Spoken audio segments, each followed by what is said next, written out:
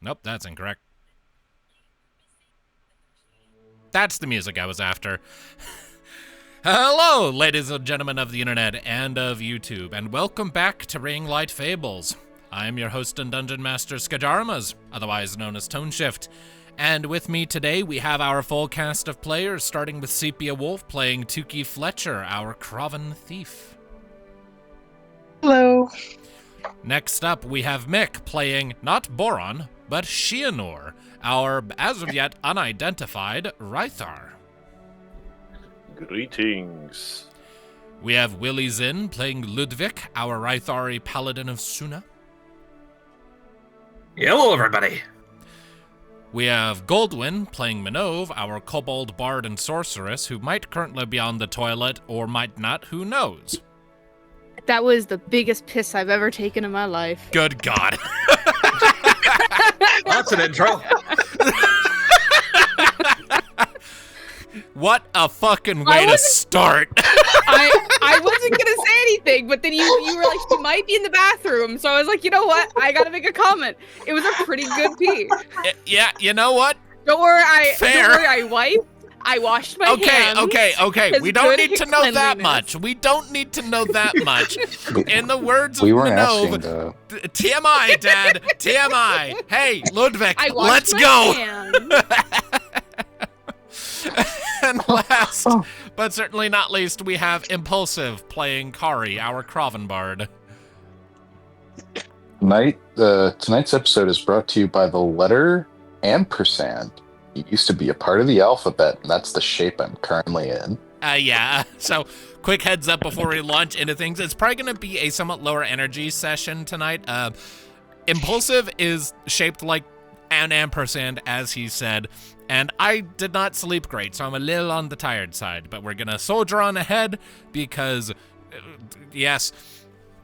So, with that little disclaimer out of the way, let's go ahead and launch into our recap, shall we?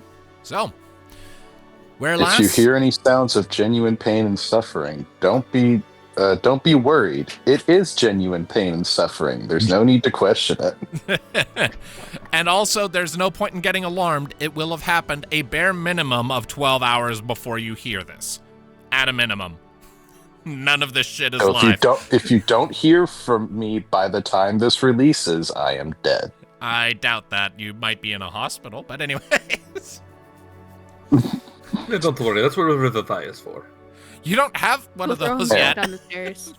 He doesn't need to know that. He's one of the group's Crovan. He would know better than you. Anyways, so where last we left off,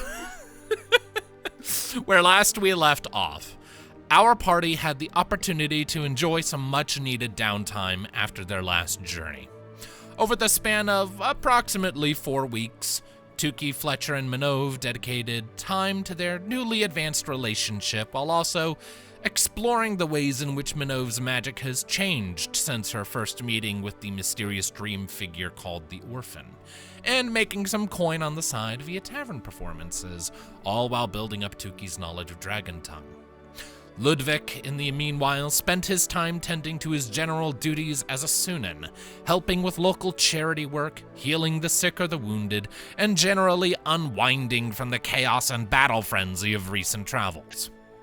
Boron, in contrast, settled in one place on the Halkas estate and devoted considerable time and energy to building up his own personal workshop and getting a suit of full-plate armor fitted for Ludviek's use. And Kari spent his time with his beak buried in books from one of the local academy libraries. But as with all good things, this lull in activity, this period of peace and quiet, did eventually come to an end. Godfrey Halka summoned the party to deliver to them a new mission. A new ruin has recently been discovered near the countryside village of Takfar, unearthed by a series of tremors that have recently struck the area. With the mission being to clear out threats, take notes, and draw up maps, the party set forth to explore this new archaeological site, with Boron remaining behind at the Halkas estate.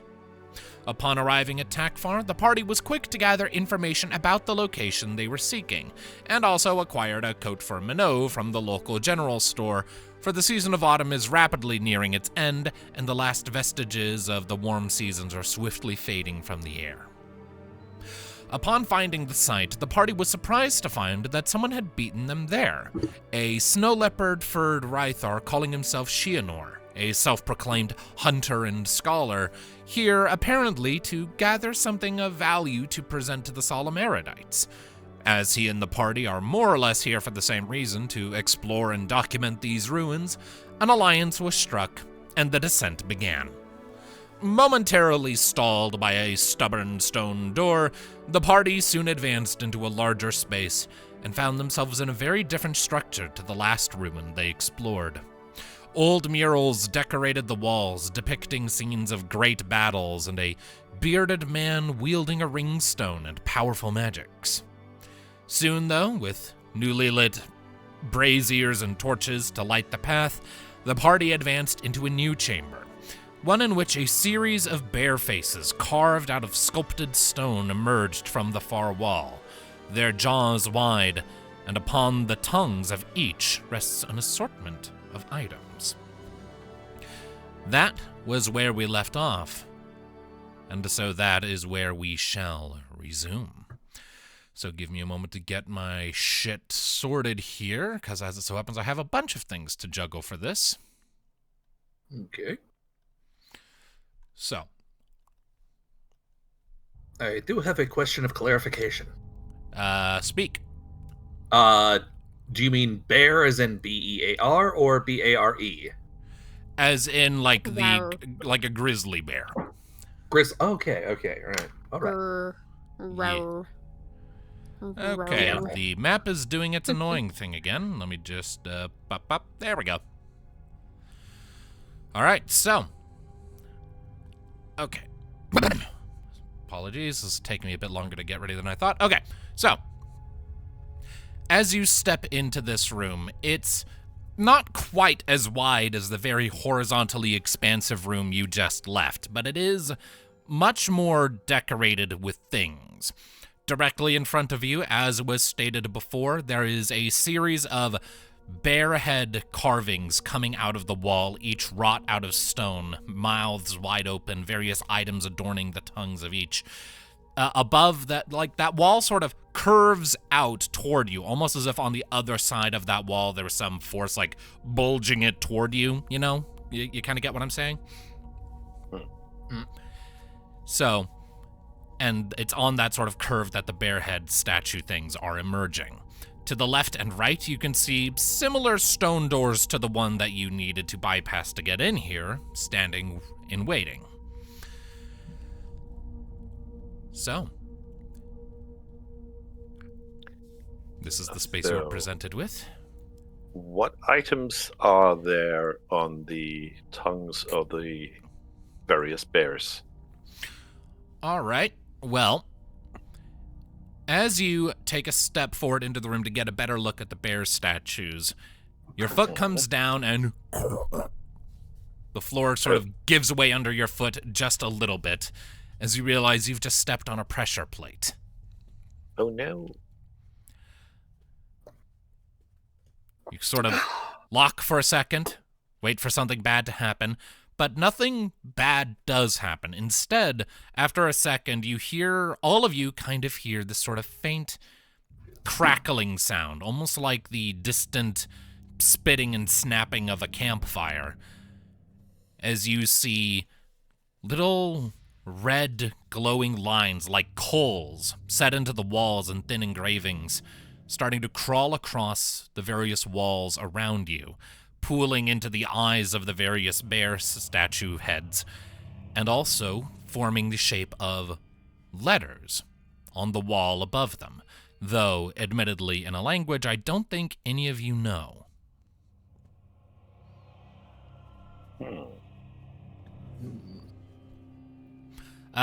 Does anyone have a passive perception of 13 or higher? I have 15. Yes. Okay. I have 16. Yes. All right. I don't know. All right. Well, Everybody does. seems so.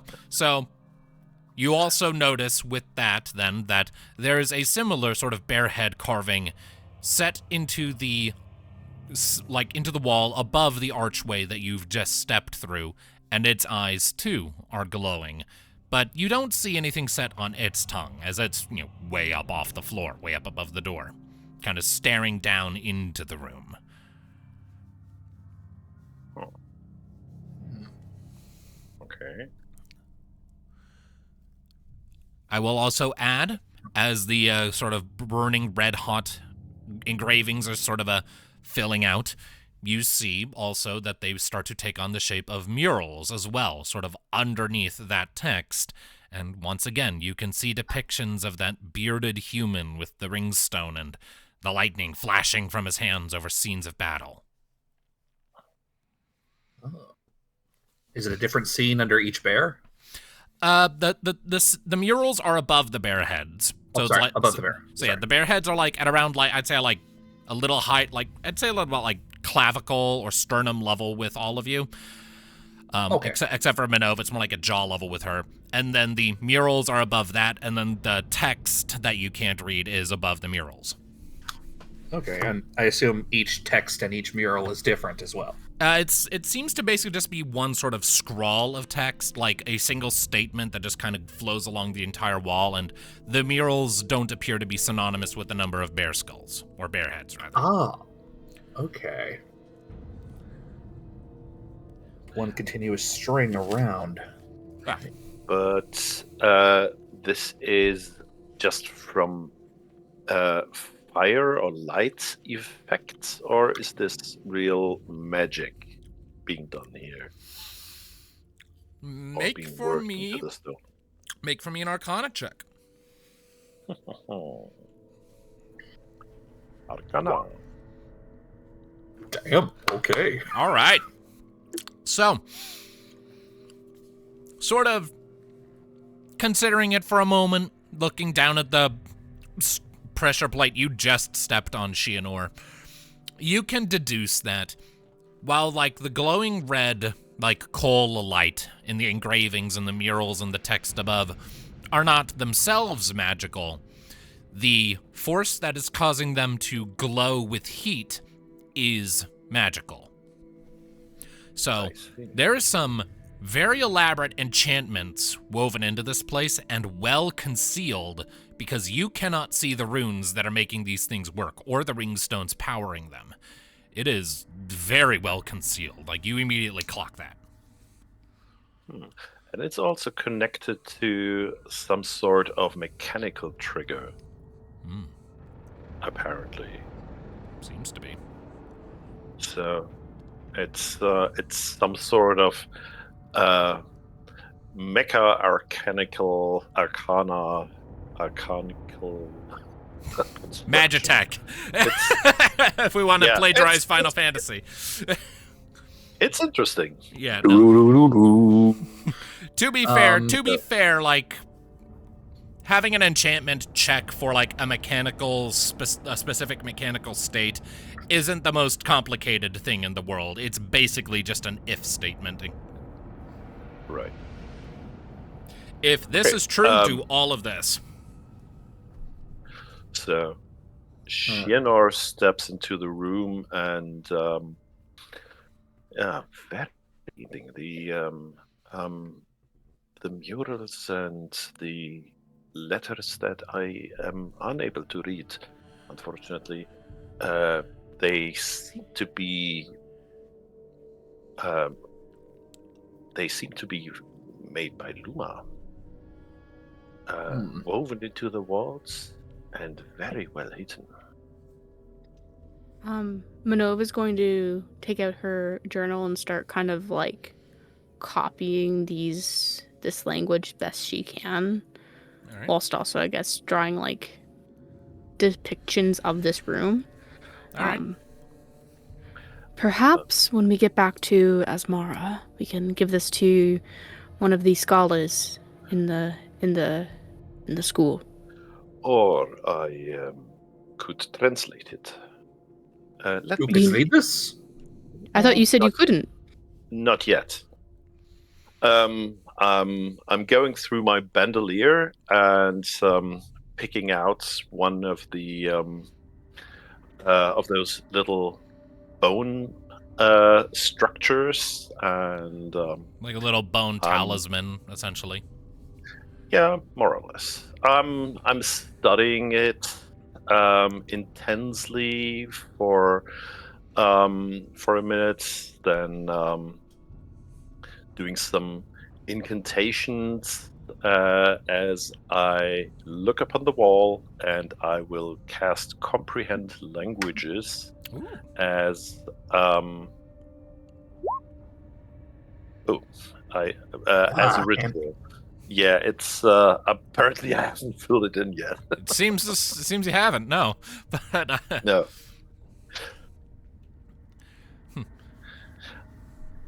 Are you ritual casting it then? I am ritual casting it, which takes 10 minutes. All right. So in that case, let's go ahead and just do the thing that we did last time, where we just kind of give everyone a sort of assigned task. So that's what Shienor is going to be doing for the next 10 minutes. In that same time, Tuki, what are you doing? Since I don't actually know what the glowing is for, Tuki would probably like to start checking the room for traps. All righty. Go ahead and make for me perception or investigation, your choice. Okay. Good idea. Where there's one pressure plate, there's more. And we don't know what it does. I mean, besides lighting up, but we don't know if that's good or bad. It could be actually casting a spell. We just got fucked. Oh, wow. That's probably... It's still an 11. Yeah, with a nat 1. Yeah. I know. All right, so with a total of 11, it's sadly a little on the frustrating side. This place has a very bizarre sort of mix of like rigid structure and sort of just almost like organic almost kind of shapes. When looking for things like traps, you're more used to looking for the mechanical, gears and buttons and, that fucking spike you stabbed your hand on way back when. This is more organic shapes, and there's dust and like mold and like root growth covering almost everything. So if there are any traps in this room beyond the pressure plate that you just stepped on, you do not succeed in finding them. So that is what you are doing for the next 10 minutes. Ludviek, what are you doing? So how many murals are there in total? And I assume they're all different, or are they just repeating the same thing as well? Each of the murals is different. They each seem to just be depicting some different scene of this bearded human guy with the tall hat blasting magic and over scenes of battle. And you said there were 4 heads total? 5 aside from the one behind us? 5 bear heads, then the one over the door. Okay, so 6 in total. Okay, yeah, 6 in but total. You can't really reach the one that's over the door. No, and you said each of the ones had something in their mouth. And what are the objects in each of their mouths different, or is it also the same? Looking into each of the bears' mouths, you find that these are fairly hefty sized mouths. So looking into each one, you see a wide assortment of different things in each. Like, just sort of giving each one sort of a passing glance without a more thorough examination, it appears to be, you see long, sort of dried, almost mummified herbs, like little bundles of, like, certain types of flowers or plants.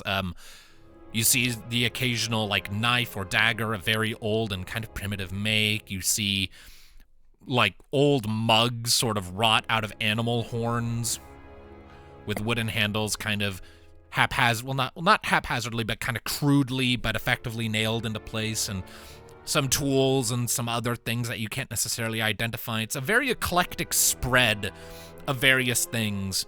You would need to do a roll to get more specific. All right, and that might involve having to move things around. All right, I'd like to since I probably have to do each one individually. I'll start with those herbs. Then I'd like to see if I can try to, without removing them, because that seems like a bad idea. I'd like to see if he can somehow sense what they are. Maybe shape, size, smell, even, if such a thing is possible. Yeah, that's called a nature check to look at them. All right. All right. Not one of his best, but let's try it. Okay. 16. Thank you, dice. All right. Sort of looking across them, you see a few of them look to just be like routine medicinal herbs, like a cluster of lavender that at this point would probably no longer have any function. Like, it's mummified lavender. Like, the fact that it's not just a stain on the stone kind of boggles your mind. Some of it appears to just be like powderized leaves that might be used for like promoting blood flow to clot an open wound. You look at one sort of pile of ground up plant matter and is like, don't want to snort that. No, definitely not. Yeah, so right, a lot of it seems to be fairly mundane, but some of the things in there might have more specific purposes, but you would need to get a closer look. But we'll get back to that in a bit, because Minnove, Yep. What you doing? Right, you were taking like scribbles and shit, right? But then Shianor started doing translate languages. Checking out everything, making sure everything is good. Some scary fucking music for this place. Jesus Christ. Gonna try and take the best note she can, whilst also trying to detail the murals, like copy them best she can as well. But also, as she's doing so, would I be able to study some of these, I guess? Study in what regard? Like, what are you trying to glean as she's from looking them? at it, being like trying to think of what it might be connected to, of stories she's heard in the past. Ah, okay. That would be... Or just in passing. That would be a history check, then. Yeah. Cool. Let me just do that.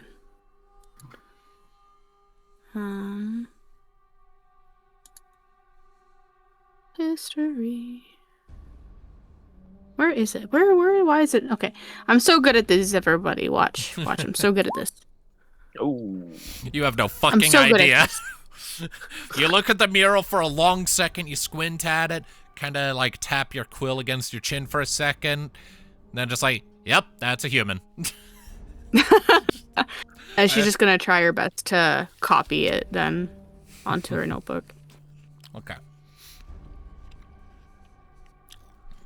And finally, Kari. Yeah. What is Kari doing in this room? Hang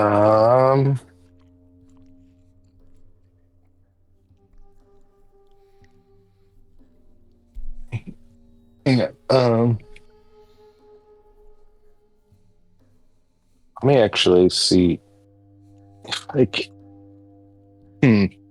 No, I can't get to my computer. You can pull up your sheet and just stream your sheet if you want. Are you like on the floor or something? Yes. Okay. All right, I'll do that then. Give me 1 second. I'm pretty sure you have rights to like actually look at a sheet, don't you? Yeah, that's why I'm streaming it. Okay. All right.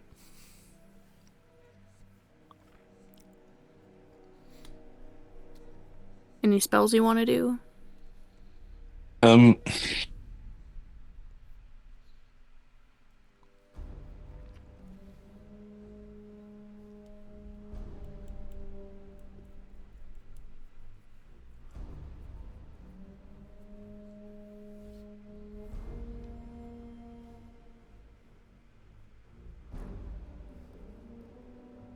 The suspense.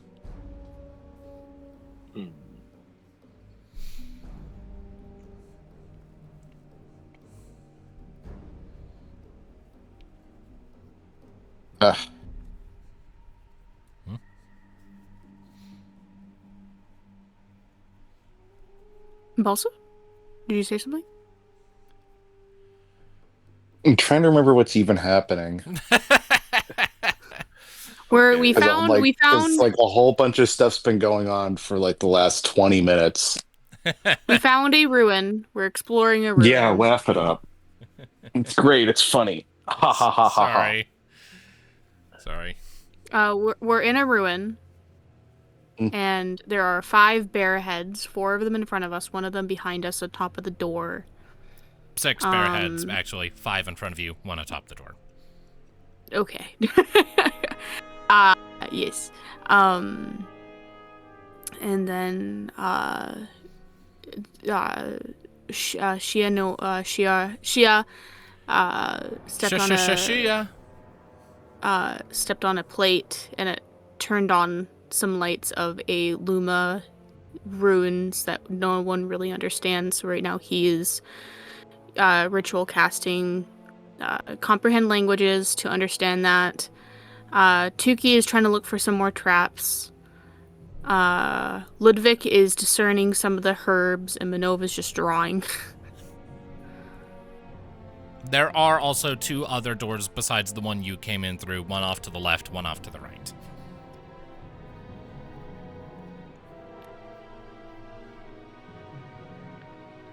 Okay. They're closed with they're closed. They are closed, yes.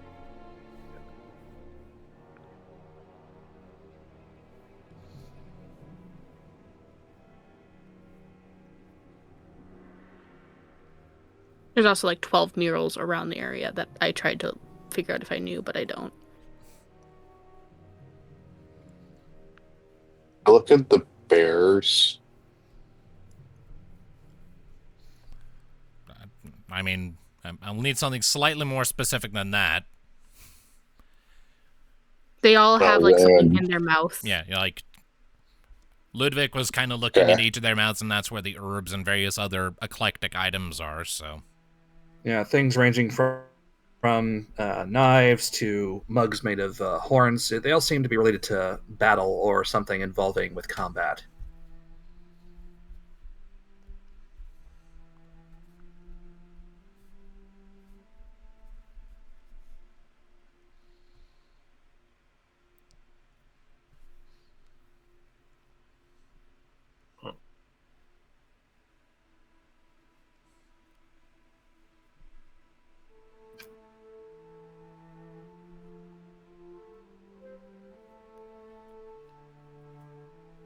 I mean, if you're open to suggestions, there's still the other heads inside. You could examine some of the other objects closer in detail, or see if there's any pattern to any of the murals with the objects inside. I don't know.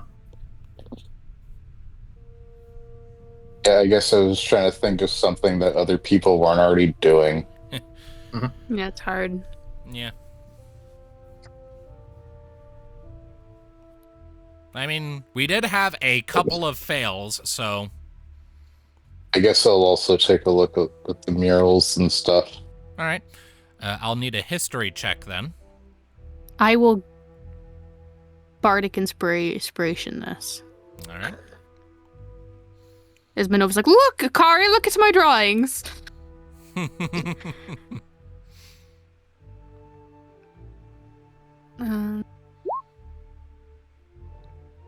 27. That is And then, mass... do you want to add the bardic to this, Impulsive? No. Just hold on to that for now, because the 27's going to do it. I want all of you to know I've now successfully completely disassociated with my body. Oh. I can't explain it, but I feel like I'm not actually inside of it. That's not alarming. on any drugs. You okay? I've just decided I'm going to ignore this mortal coil right now so I can really try and focus on it. Interesting strategy, but who am I to judge? All right. Well, just keep us posted, but with a 27. So, with a 27, looking at the murals, and as Minnove kind of comes over, it's like, Kari, look at my drawings. You don't pay any attention to Minnove's drawings as you're looking at the murals and, like, kind of pick through your memories for a bit, and it's like, you don't necessarily know who this specific historical figure is, necessarily.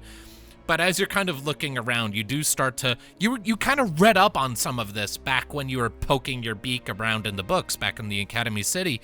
It sort of clicks with you. These are adherent ruins. Whoa. The style These of the... are adherent ruins. Yeah, the style of the murals in front of you, just the general architectural style, there's like a lot of different like subcultures within the broader spectrum of the old ways and the adherents, but this definitely fits the description of at least some of them. Which one specifically is hard to say, but definitely old way ruins. Maybe it's the bear guys. Oh, I'm just getting an inkling. Bears and a bearded dude who keeps blasting lightning at things. I'm sorry, there's no Kari voice tonight. It's all good. Kari is going to be looking at the murals, and the only thing he's going to say to Minnove is, yes, that's very nice. We'll put it up on the ice blocks. Really? You think Godfrey would let it? Oh, that'd be so cool. Yes, probably. Minnove just continues scribbling down. Then he is going to write down little notes. All right. In his book. Like, interesting. All right. And at around this time is when Shianor's Comprehend Languages will go off. Okay. So, as you sort of finish your incantation, you open your eyes and look up at the scribbled text, and your mind sort of starts to dissect and piece together the meaning. And the text reads, "You enter now into the final resting place of Galathrax, the poet of conquest, the thrice betrayed. Leave now an offering for the departed and go in peace, lest you face the wrath of the honored dead."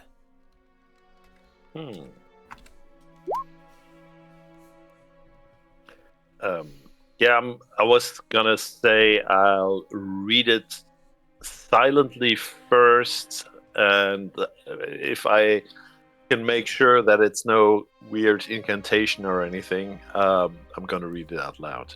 Doesn't seem to be an incantation. It's literally just instructions for people coming here. I have no idea what language this is in, but I'm reading this out loud. Galathrax. Interesting name. Poet of has to be conquest. Dead language of some sort, because pretty sure I know everything's spoken. Poet of conquest. Thrice betrayed. Leave an offering to the departed. Go in peace. So we are supposed to put something into the bear heads, I believe, but they are filled, right? Maybe Can we see into the one that's above us, behind the door, that's higher up? Can we see if there's anything in that one, or is it out of sight? It's like 10 feet up, and kind of tilted down so that it's like looking down into the room. Oh, okay. So there's no way to put anything into it anyway. Not without a ladder, at least. Perhaps you can give me a lift and I can look. Like, all right then. Like everyone, stand on Minnove's shoulders. My shoulders? No, I'm fairly certain I can handle it. I'll just I'll lift up Dang it. What's the first name again? Shianor. But you can call me... Not even close! You said like McThanderville, and I'm like, what the fuck is that? I don't know. I don't know either, but it was wrong. Okay. All right. Shooting way out of the ball. It's like, I'll help lift up Shianor to see if there's...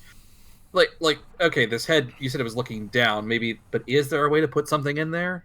I mean, you could certainly try. Yeah, or is it? Have I just missed the obvious of there seems to be something that like you didn't describe an altar or anything of like something where they'd want something placed, right? I mean, near as you can tell, that would be the open mouths of the bear heads. Okay. But the 5 that are on the accessible are filled. Yeah. They're all filled? There's none that are empty? I mean, they all have things in them. That doesn't mean there's not room for you to put things. Ah, okay. Okay. Well, either way, it's not like they're stuffed to the point of their cheeks blowing out. No, like there's big heads. All right. Either way, we committed with Shianor. So you know what? Just lifting the guy up. Just like hands on hands and hands on shoulders, and basically having him stand on my shoulders, lift him up so he can get a better view. Yeah, okay. I'm gonna need one of you to make an acrobatics check for me then, please. Ooh, very good. Acrobatics? I thought I was just lifting him, but okay. I'm doing the acrobat. Oh, well, why am I still Boron here? Jeez. Yeah, because you haven't changed your name in the gear icon. I thought this was the automatic. Okay. But no. This is I rolled it on the Shianor's character sheet. I gotcha. +7. Yeah. So might be a good idea to go into like change your display name. Yeah. I have. Yeah. It still says Boron Emberfall down in the list of people who are here, but yeah, in the bottom left. Sepia was trying to say something. Sepia. No, already happened. Never mind. Okay. All right. So, with that 19 acrobatics and what I assume is sufficient strength from Ludviek, who is not doing the hard part. I can roll for it if you like. I'm fairly confident. I mean, he's got a decent strength. How thick is Shianor?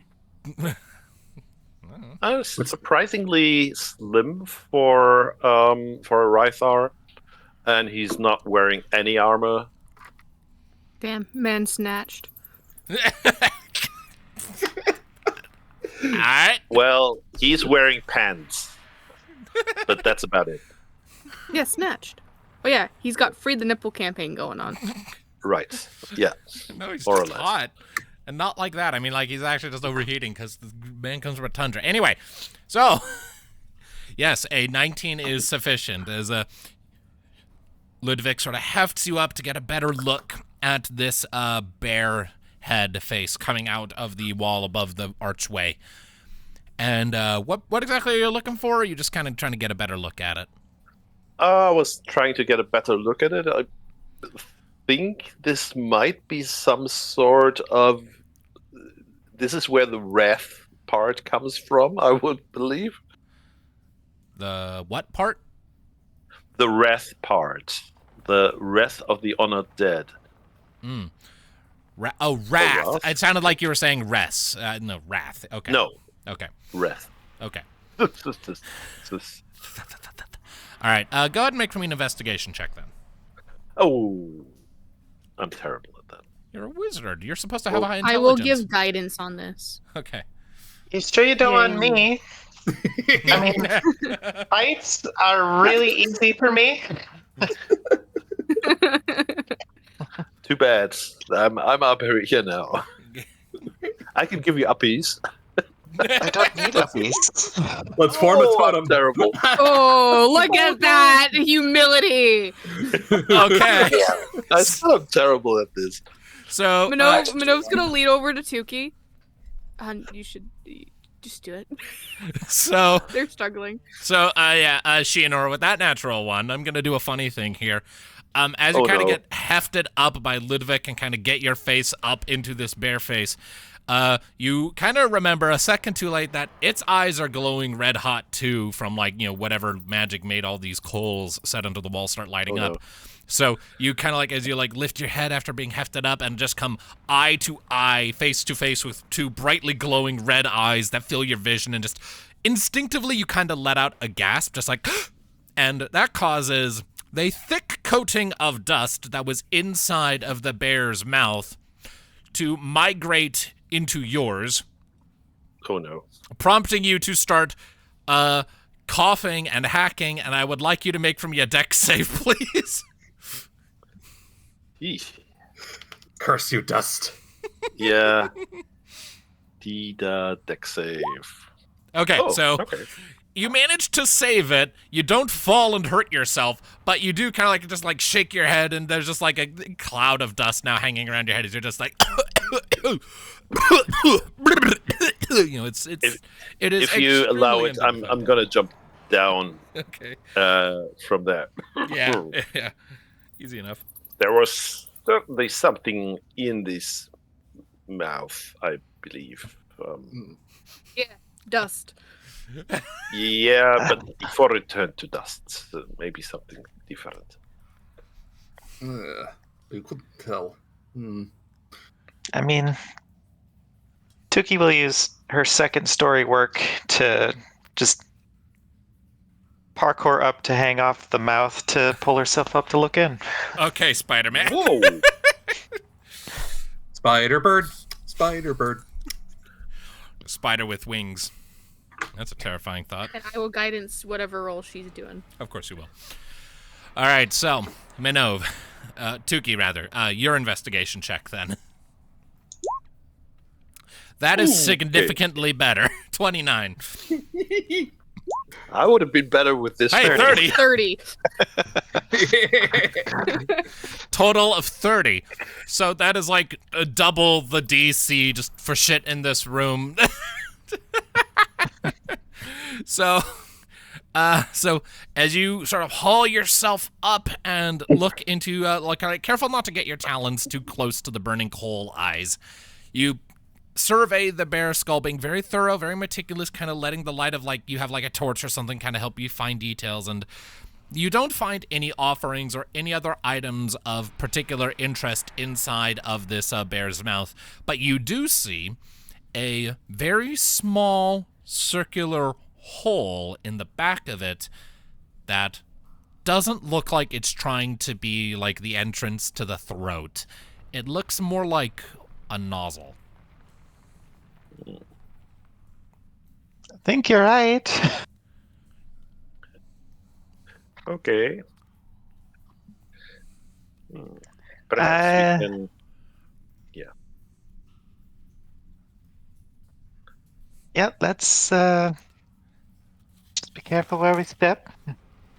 Perhaps we can disable it, just in case. Is it a trap?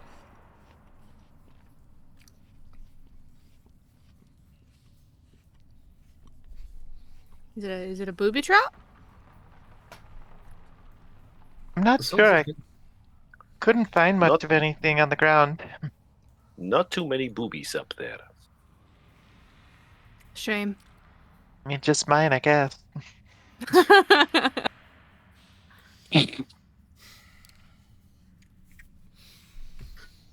So it wants us then to give something to the others, otherwise suffer some consequences.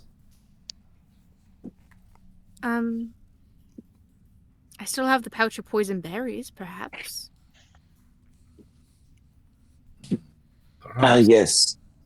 Poison. Exactly what we should be giving them. Well, it's just statues, and they've gone rotten anyway.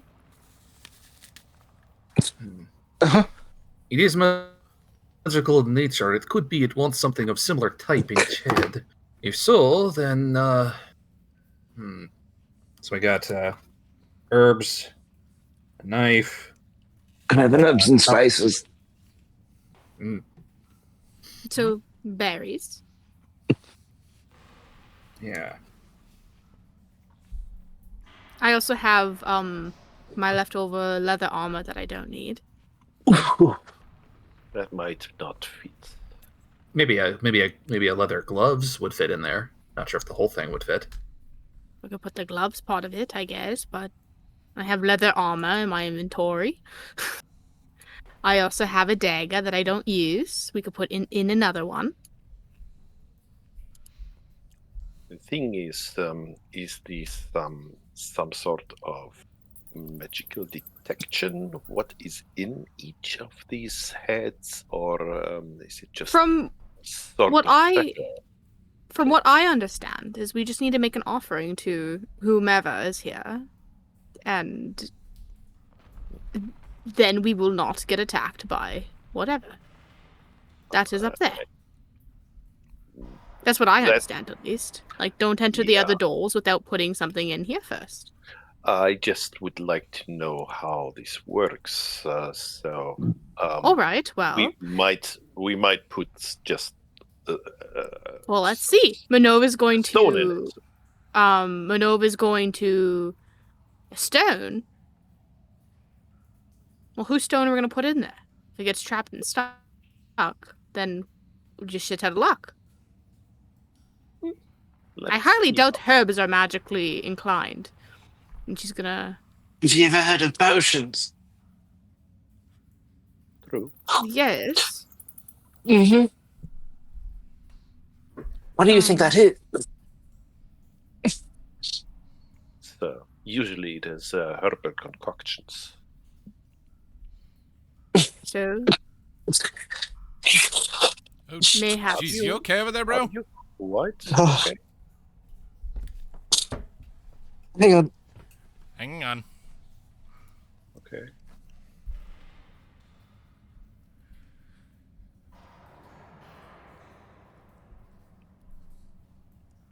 Goodness.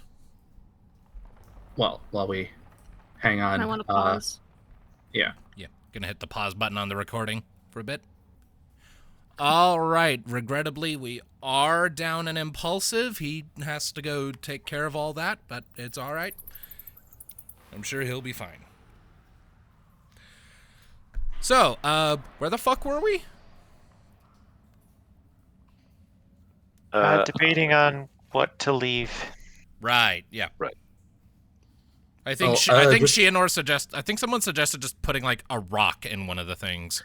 It was an idea because I wasn't sure if there was some sort of detection what is being offered, or just a mechanical trigger. Well, I'm sure there's at least one way to find out. Probably more if you get clever about it. Yeah. Yeah. Does magic get that complex? Did we start it? Or? Yes, the recording has starting. resumed. Hello? Okay. Minnove was going to try, her berries that she had. no. We could try that. Oh no, could Minnove not hear us? Oh no! Oh no. Panic! Connection issue. Don't you love it? Ah! Hello? Ah! Hello. Goldwyn! Fuck! No. Pausing again! Hopefully that's the last of the technical issues. We are resumed again.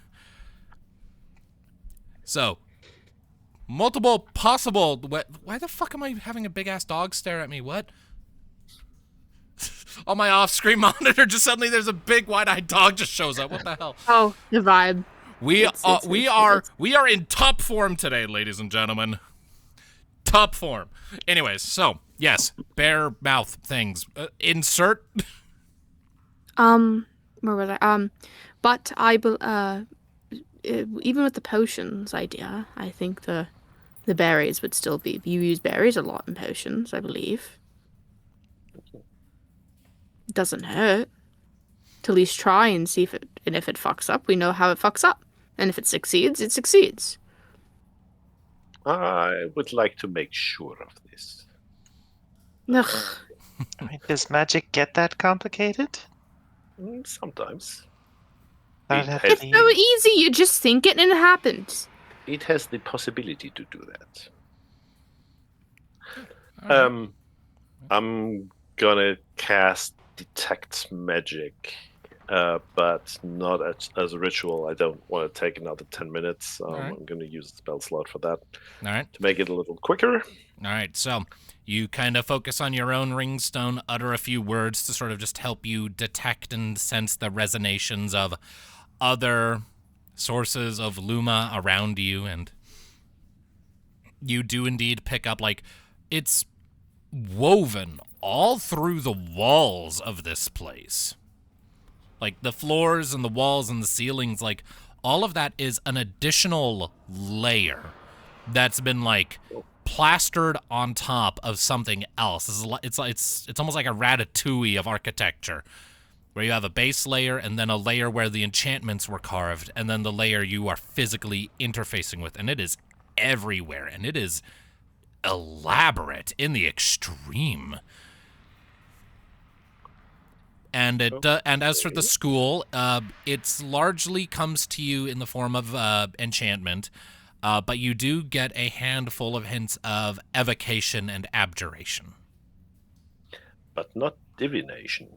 You're not getting any divination, which implies to you that whatever mechanism it uses to like interface, if any of this does interface with the with the bear heads to like detect if something's been put in them, it's probably more of a mechanical mechanism as opposed to a magical one. And the magical runes around you just detect the state of the mechanical devices. So, according to what I see, it is of no matter what is being deposited. There is no magical way of checking this. We can put anything in there, be it copper coins or something. I'm gonna put the poison berries in. All right, so you take out just kind of a little pouch sack that you have your poison berries in. Gently set them on one of the bear tongues, and as you do, it very, very, very slightly lowers, which is like a...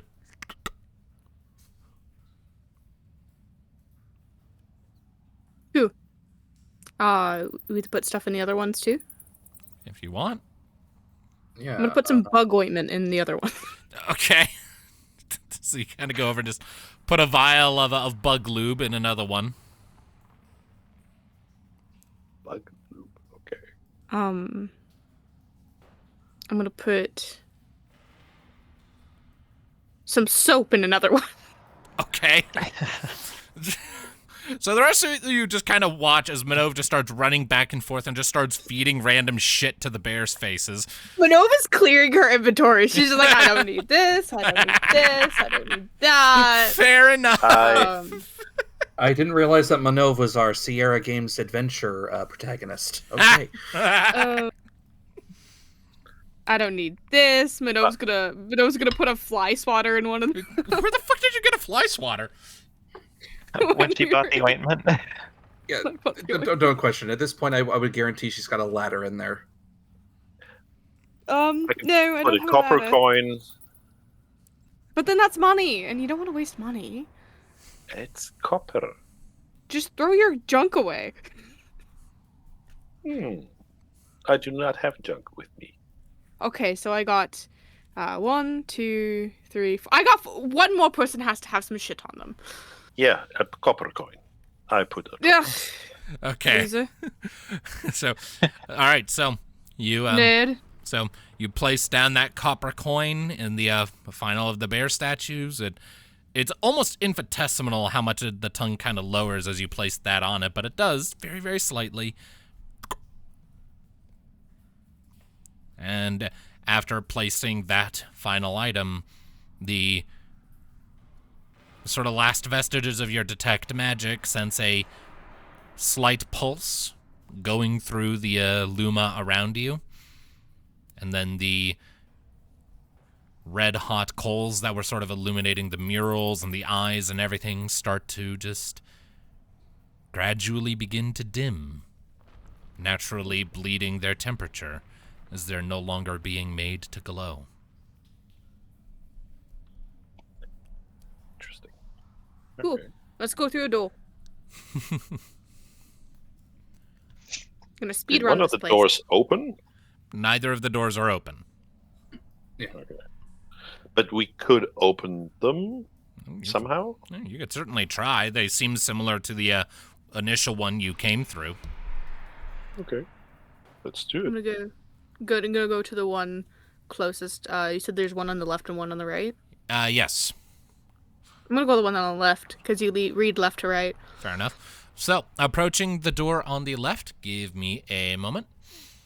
So, as I mentioned, they're very similar to the door that kind of admitted you into the entrance hall of this place. As you approach with that kind of vertical seam down the middle, there's no elaborate mural in this one.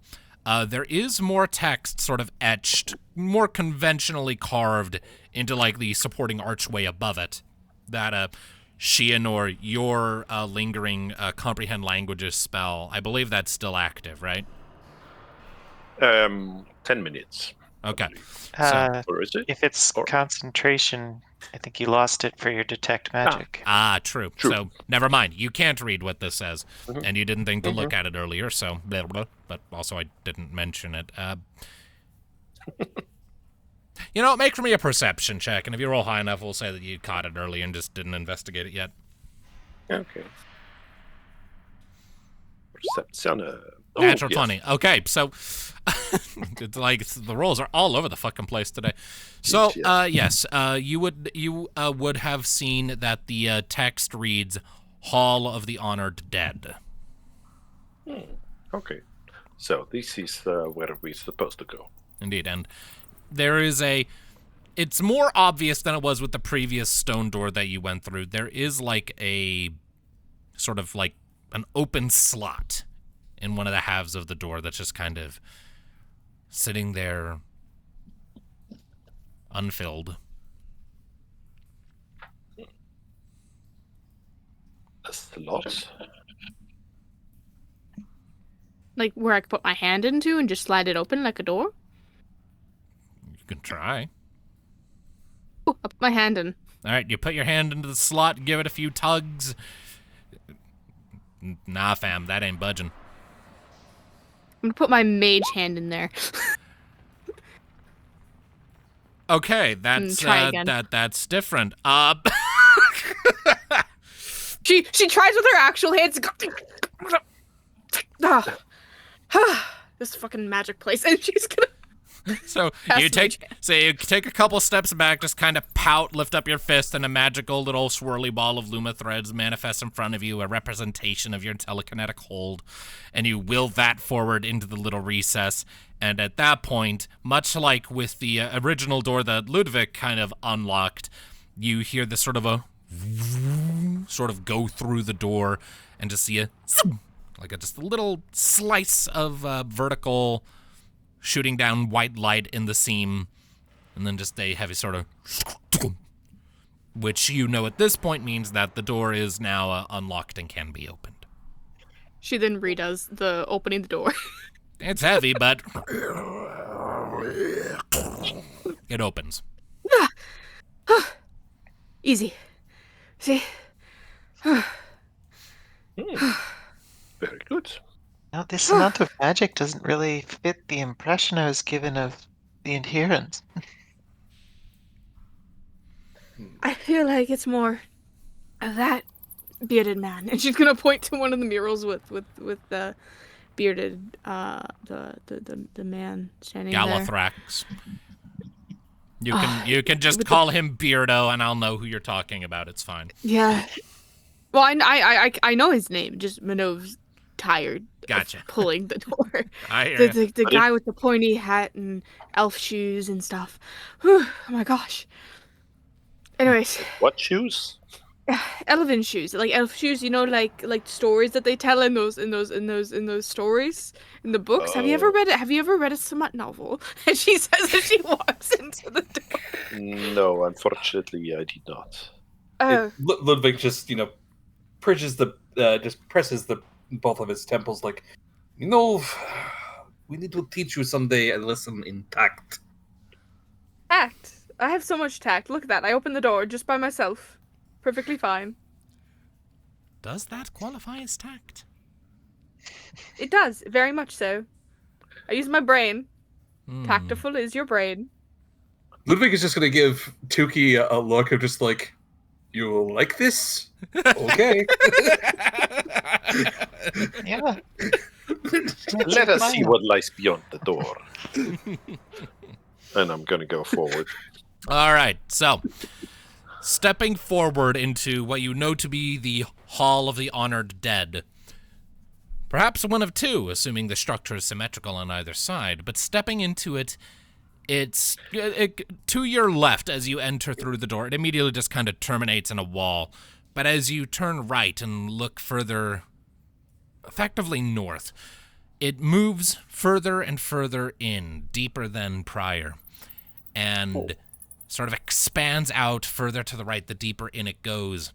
And in the walls to the left of you, you can see several sort of alcoves dug into the wall, sort of 3 of them vertically in each set, going all the way down, and in each of those alcoves, sort of arms crossed, but long mummified or even reduced to mere skeletons, are bodies. Long decomposed. Ugh, that's comforting. You Smells. can just make out, sort of glinting in the light of your torches and other sources of light. It seems each of these bodies was interred with a weapon of some kind, clutched in their hands. Looks largely to be a collection of axes or various types of clubs, but you see the occasional sword, too. Interesting. Don't want to disturb them, but that seems maybe closer to something we should take with us so that it's not looted. My detect magic is probably still active for 10 minutes. What is the duration on detect magic? Let me see if I... That'll be at least 10 minutes. Yeah, at least 10 minutes, but it is 10 minutes, up to 10 minutes. Yeah. All right, sure and enough. Interestingly, detect magic is concentration, but comprehend languages takes an hour and has no concentration for some reason. That would comprehend languages concentration 100%. Not according to the rules thingy I see here. Maybe it is. I don't know, man. I don't know. Oh, no, it isn't. It's not concentration. Never mind. Ah, interesting. Okay. All right.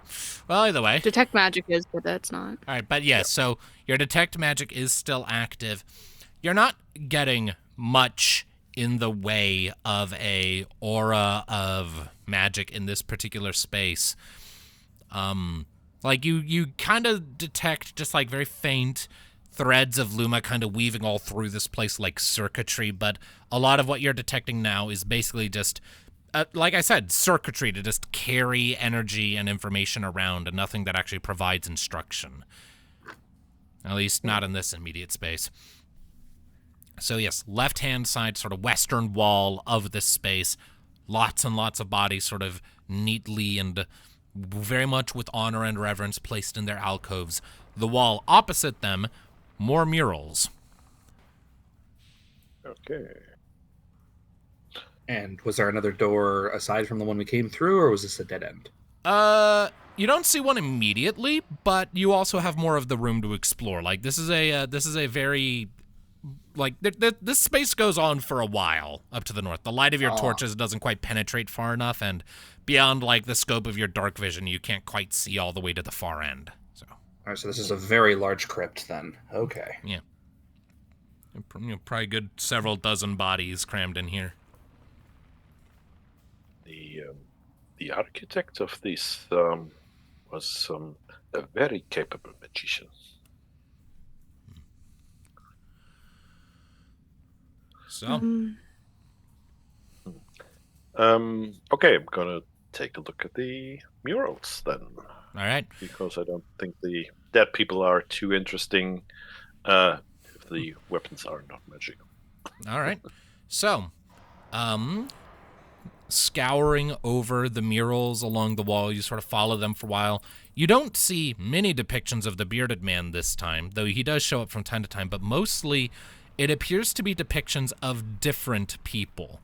Mostly it appears to be various warriors of some description, people armed with axes or spears or swords, usually clad in like sort of swirly stylized furs and things of that ilk.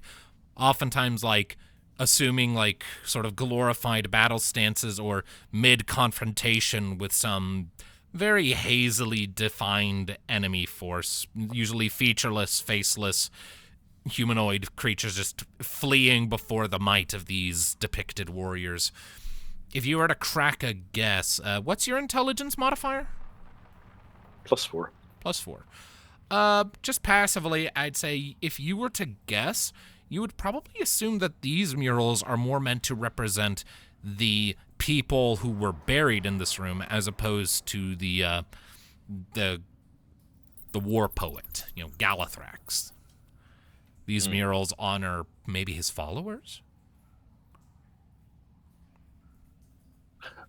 I would guess so, yes. All right. So that's what Shianor is doing in this particular chamber. Let's rewind a bit. Tuki. What is Tuki doing in this space?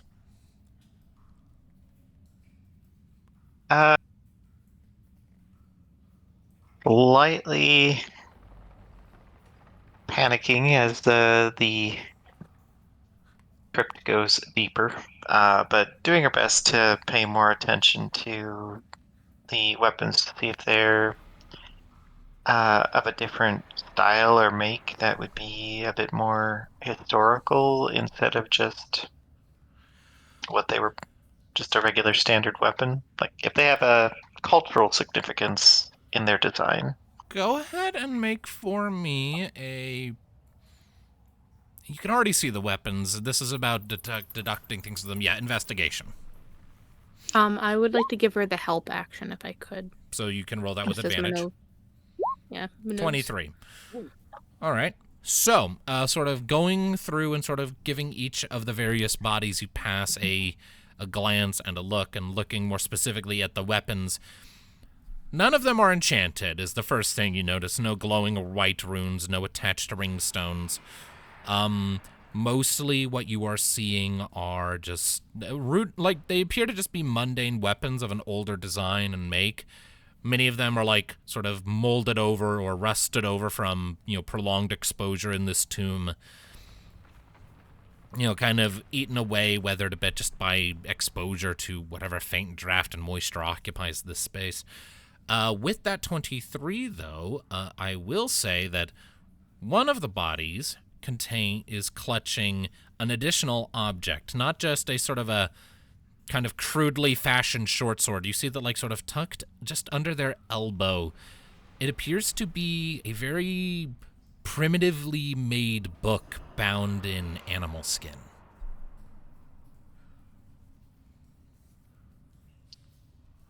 I think that'll qualify, and Tuki will carefully try to slip it out.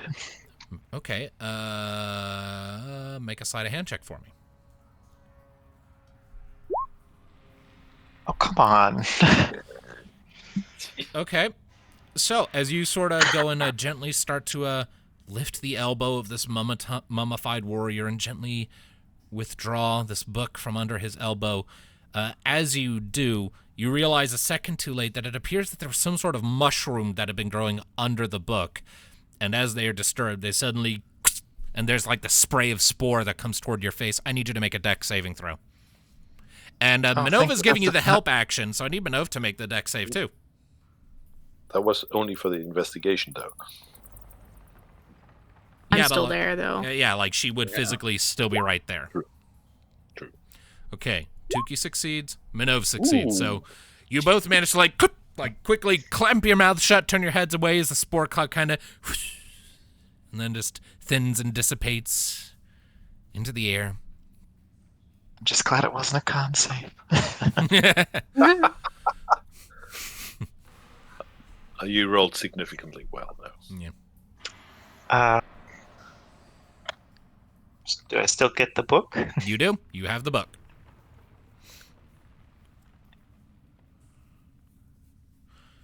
All right.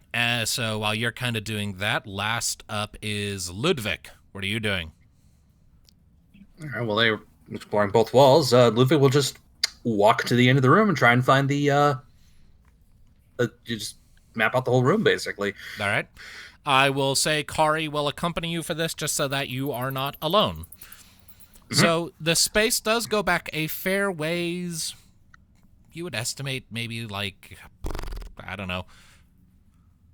It's at least as long as that entrance chamber was wide, if not more so. So minimum over 100 feet.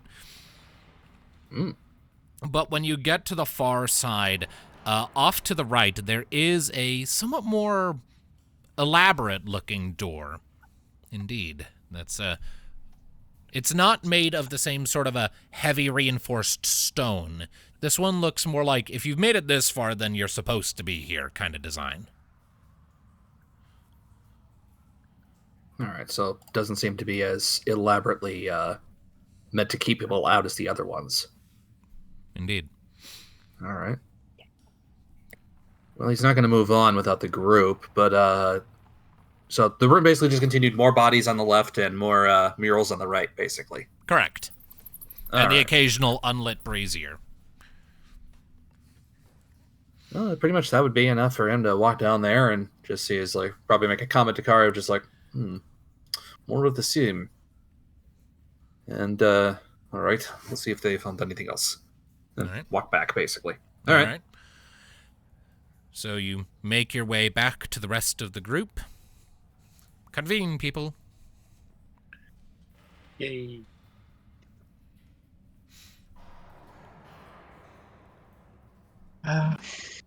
Found this. Probably weapons are probably safe since they're not usable. But this should probably be brought back. What is it? It's like a book. I don't know. I'm afraid to open it. Well, here. And Minnove will offer to open it. I just don't want to... I'm afraid to ruin it. I'm not afraid of the contents, but she'll pass it over. All right. I'm going to try opening with Mage Hand, so it's, like, very gentle. Okay. Easy enough. Like, it's very, like, old, obviously, and kind of crudely made, but it's sturdy, if nothing else. Like, it has withstood surprisingly well as you open it up. That being said, it does seem to be written in that same language that was used on the walls and the arches. You know, old adherent. You can't understand it. Oh, Shia! Yes.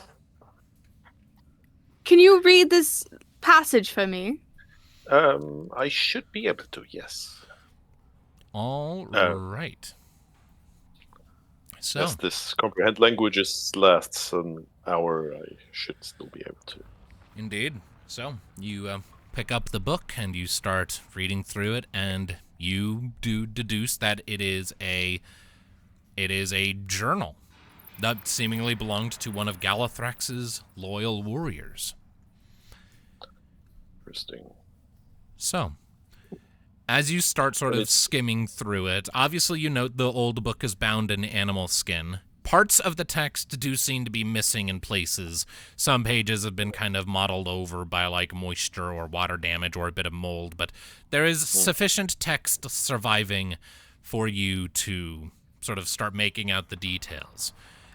In this young warrior's various writings, he makes note of several features of Galathrax. The Warpoet was considered a very eccentric individual. Despite the depths of his wisdom and the definite bloodthirst he released when leading his people into battle. That he was betrayed 3 times at a minimum, once by his brother, who resented Galathrax for being born first and thus inheriting their clan when their father died. Then by his first wife, who wished to be with another man, and finally by one of his dearest brothers-in-arms, who lured Galathrax and his forces into a trap that saw the Warpoet slain by a wyvern. Also, his rival could pluck something from his corpse, described in the text of this journal as a divine gem of some sort. More details on this gem are not forthcoming in this book, however. It's possible it may have simply referred to a ringstone, but maybe it was some other precious gemstone that held spiritual significance, a diamond or ruby or some other precious gem, maybe. The journal does make a note, as you sort of keep flipping through, that gem was ultimately recovered and buried with Galathrax. And even this tomb comes up a handful of times on the later pages, as a project of giddy obsession for Galathrax. He would apparently spend many days slaving away over the finer details of his own tomb, designing the layout, drawing the plans for the various traps and security measures, and so on. It's clear that the man who penned this journal held Galathrax in high regard, even admired him, and all those who proved unyielding in their loyal service to the adherent warlord were promised a place in his tomb with him, to join him in whatever afterlife this clan held sacred.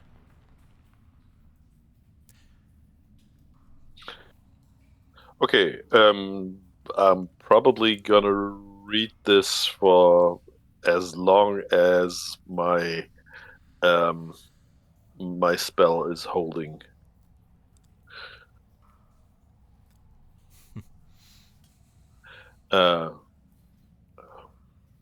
Very fascinating indeed. And it leads me to believe that he's in the other room. Yes, most certainly.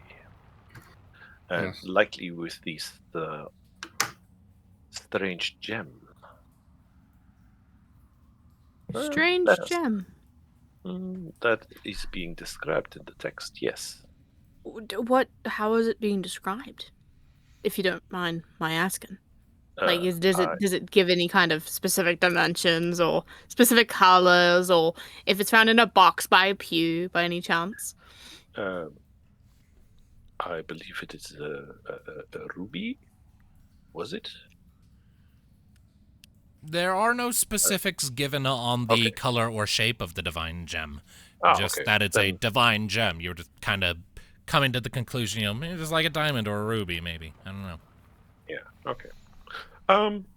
No, it's not specific. We might have to see. Then let us see. Okay. Minnove will Proceed. go where Ludviek had come from, I guess. All right.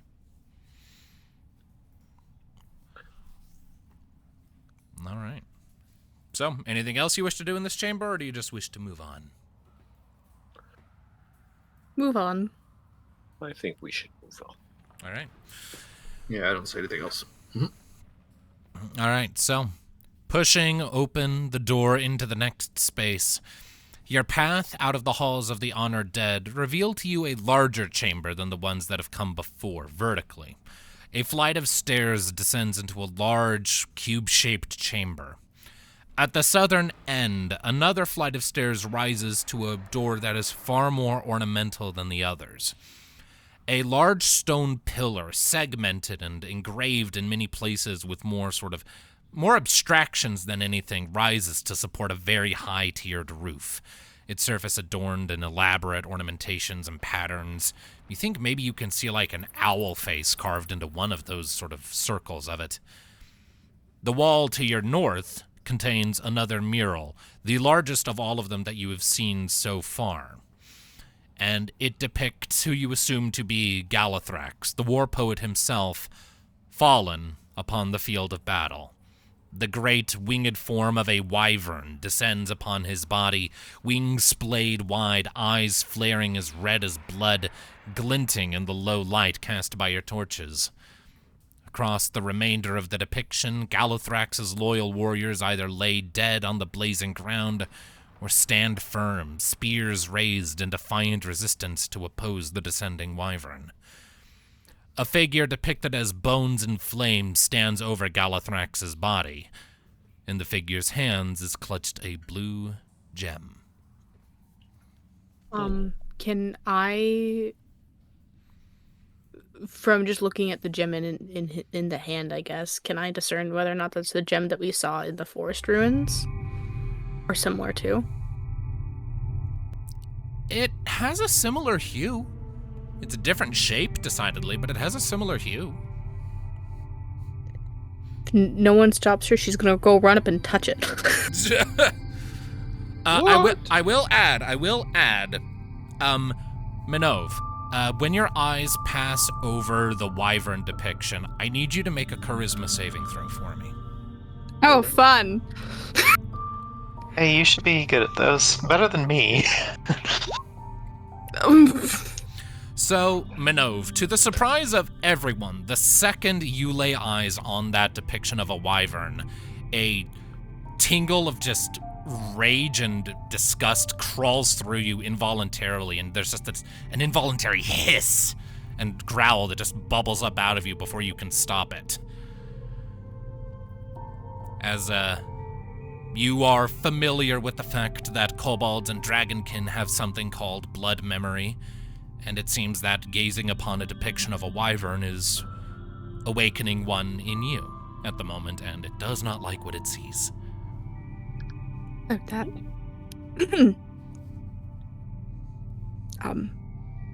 Wow. Alright. Not a dragonkin you like? Well, I don't know the guy personally. But someone does. Is this something does. some of the rumored blood memory? Something of the sort.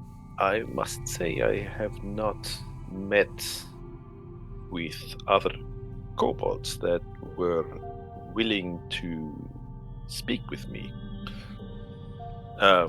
You are the first of your kind that was not out to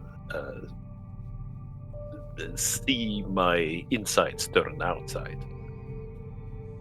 No, not yet, at least. Okay. Any of you who you wish can make a history check if you'd like to see what you know about wyverns. I certainly will. Mm-hmm. As will I. Make a good one. Yes, I don't think Tuki's gotten a single history check. Nope. She has got it. All right. Well, so, Tuki, you know basically nothing about wyverns other than they're purportedly a type of dragonkin.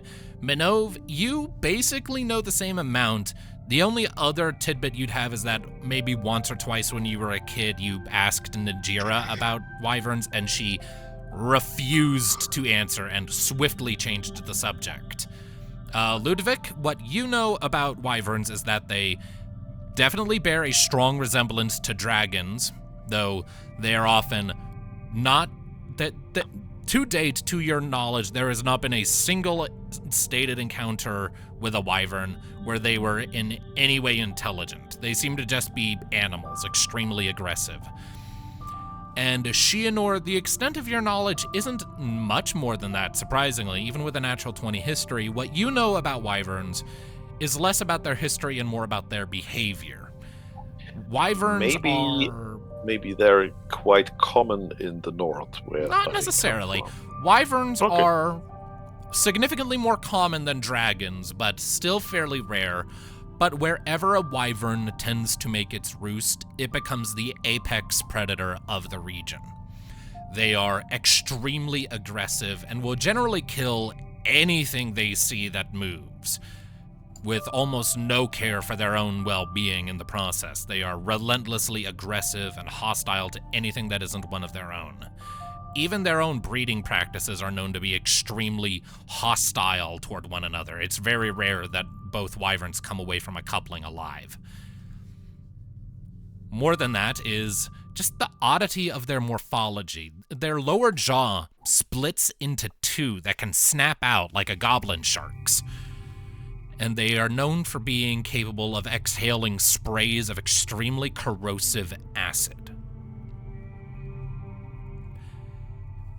But outside of that, you don't necessarily know much about their history or their origins or their connection to the rest of Dragonkin. You've never had the opportunity to question kobolds about them, or just never had cause. As you said, Minnove's the first kobold you've met who's been even remotely friendly to you. And judging by the harsh reaction she just had to looking at it, you get the impression there's probably not good history there. Still, I will let them know of what I know. It seems the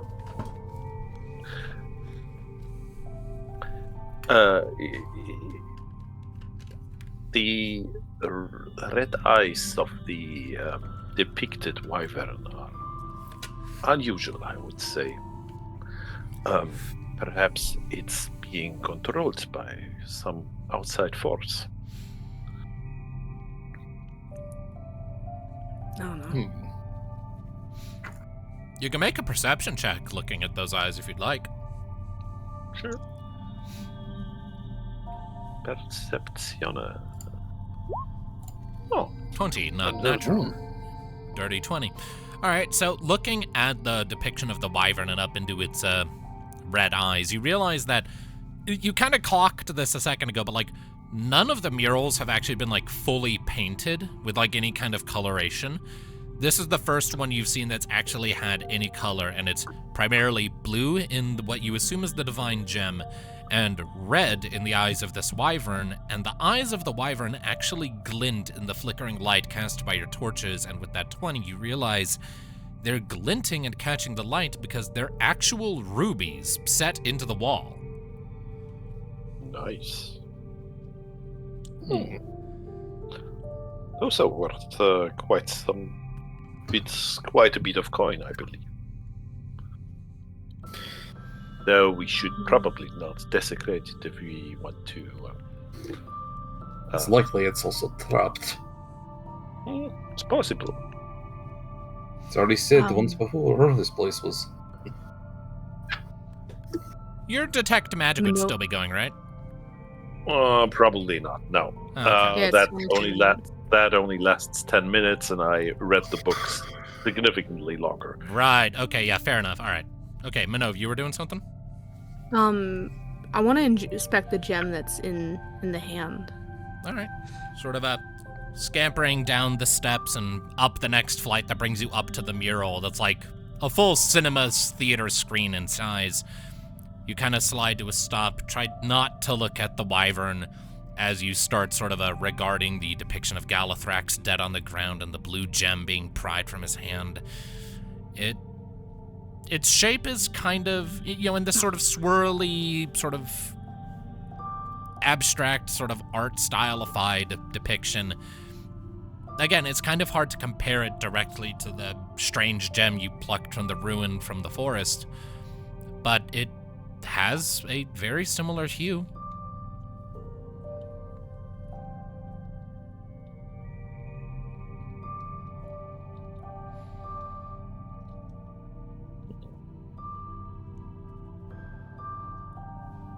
And just for clarity, this is just the depiction of the gem is just painted. It's not an actual like crystal set into the wall here. Okay. Yeah. As a reminder, the journal said that the divine gem was buried with Galathrax. So. I just want to inspect it, kind of like the painting of it, I guess. Right. Then. And just kind of compare it to what we saw in the forest ruins.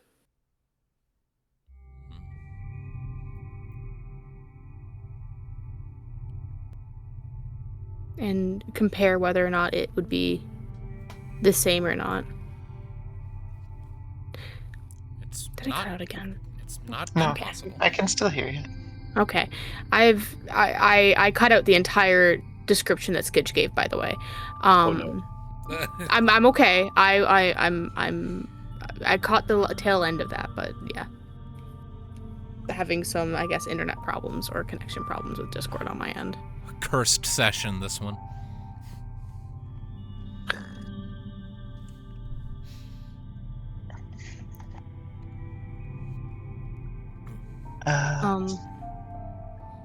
But that's what I would like to do, I guess. Yeah. So, I mean, it's not out of the question that it might be the same type of stone. It could also just be a fancy sapphire. It's hard to say for sure. Or, well, less sapphire, more like aquamarine or turquoise, given the shade, but...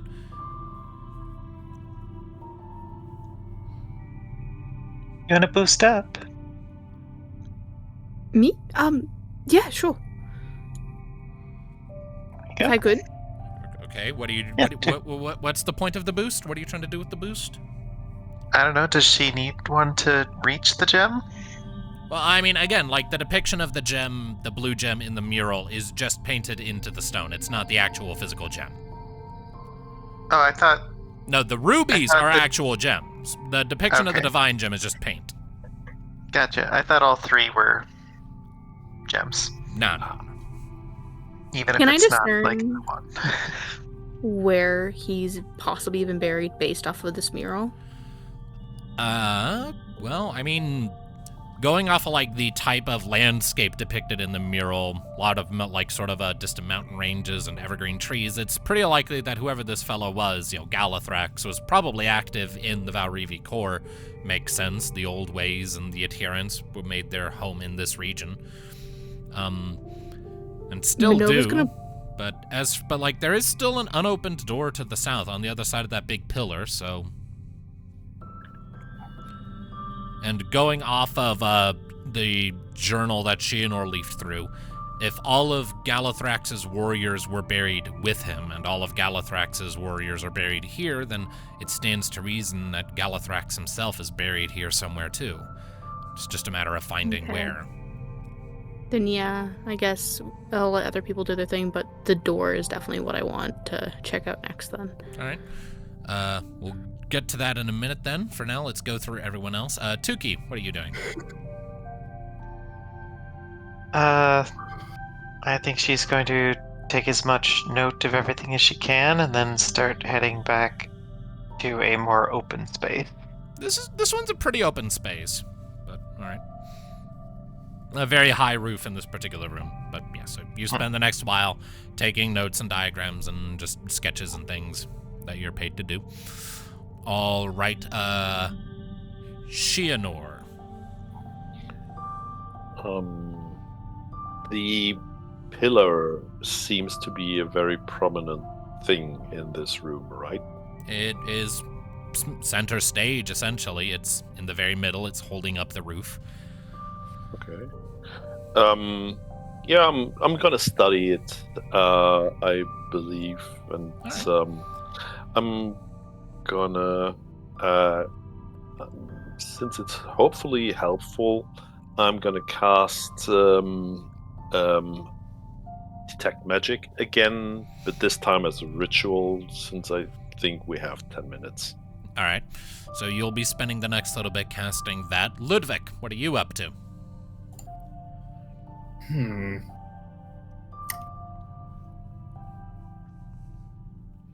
can't think of a thing for Ludviek to do, actually. We pretty much cleared out this room. Yeah, you know what? Fine. The mural. I'd like to see if I can figure out if can I discern if there's any sort of symbology between the basically, because as you said earlier, it was the only mural that had color added to it, correct? Yeah, at least of the ones you've seen. All right.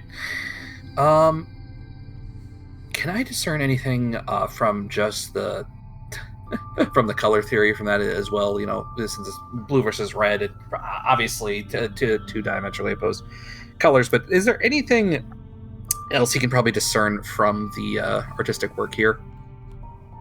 Not exactly an art history major, but you know, it's all you can think of at the moment. Shit, I don't know what to make you roll for this. I guess perception? All right. Either that or insight. I'll do both. They're both. You figure out. He's just trying to see if this mural speaks anything else to him. Yeah, if they both use. Okay, we'll treat that initial 17 as an insight check because they use the same bonus. Okay, so, I mean, obviously the figure depicted in flame and bone is being demonized. Whoever this betrayer of Galathrax's was. Outside of that, the only things you can really get is just like this whole depiction is meant to like sell like the gravity of that treachery, the villainy of the man who gave Galathrax over to a fucking wyvern of all things, and the bravery of the men who tried to oppose the wyvern and fought it down even after their leader was slain by it.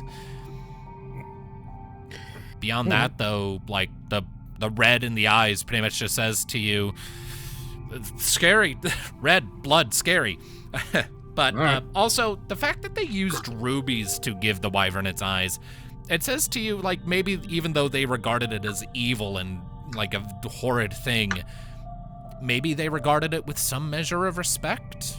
Valiant foe, perhaps. A lot of the imagery in this place is centered around fighting and violence and brutality. Again, maybe they have respect for such a grand foe as a wyvern, effectively a lesser dragon. Could also be if this was based on a record of, you know, oral reports, it could be the one thing that stuck out to every warrior there, just like the red eyes. Something that seared into every one of their memory that it had to be prominently displayed. Also possible. All right. So, Shianor, your detect magic goes off. And oh yeah, this pillar is thick with more like sort of magic energy crisscrossing through it in abundance. None of it is active at the moment, but just the lingering aura of an enchantment woven into this pillar is thick. And as you're kind of doing this and getting a closer look, the enchantment aura is coming from deeper within, and you're sort of getting the impression that there is a more slender pillar sort of within, and then the outer pillar that you're seeing is less a pillar and more a series of thick stone rings stacked on top of each other that sort of surround the initial pillar, reinforcing it, but also potentially giving it the capacity to have different sections of it turn. Okay. Though you see no obvious mechanism to do that from the outside, and the predominant schools of magic that you're getting from it, enchantment, obviously, and to a lesser extent, conjuration and evocation. So more offensive natured, probably. Some kind of security measure, if you were to guess, currently inactive. So this might be some sort of riddle, perhaps, that could be solved if there was a way to turn these stone rings.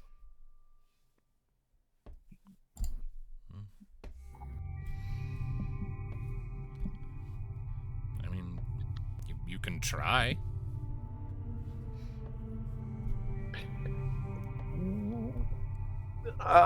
Before I want to try, I want to walk around this pillar and see if there's maybe something that is misaligned with the rest, as these rings might be able to be moved in a Kind of rotating direction. Kind of walking around the my ball. I dropped my ball. Walking around the shape of this pillar and looking at the various rings that you can reach at your height. None of them seem to be out of alignment necessarily. You don't see much of a pattern that could be aligned. Each of the rings seems to just be some different pattern. One looks like waves, one looks like wind, one looks like mountains, one looks like just a stylization of an owl head, front and back, and then above that, more trees, more mountains, maybe more wind. It's kind of hard to tell. Okay, that's before I have a concrete idea of what this is supposed to do, I'm gonna leave it alone. Probably a good idea, yeah. Looks maybe dangerous. But I will mention this to the rest of the group, that I believe that the rings on this pillar are probably able to move, but there's very strong magic involved, and we might not, or we should probably not do this if we don't know what to do with it.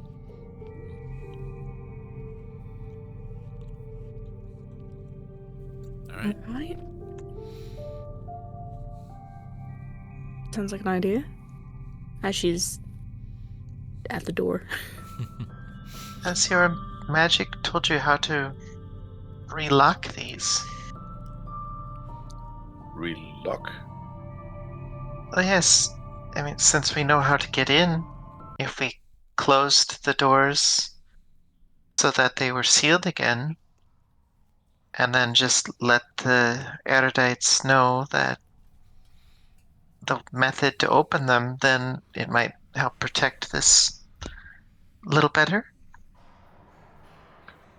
Well, if we can lock the front door, it should be sufficient, I believe. I would assume that they probably made this place to lock itself, since they seem to have, well, a right of pilgrimage at the front. Correct.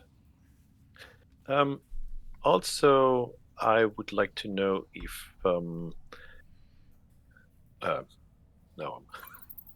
I would like to know if there's a second door that's coming into this room. Like, yeah, if that's we... the one I'm at right now. Yeah, there and are. I'm looking it over. There are a total of 3 doors. There's the one you came in through. There's one to the south that leads to a far more elaborate door. And then across from where you came in, on the opposite end of the pillar from where you came in, there's another door that, assuming a symmetrical layout, would maybe lead to a space similar to the Hall of the Honored Dead you just left. Yep. To be specific, I'm at the one that's elaborate looking. Yeah, I thought so. Well, it was just a suggestion.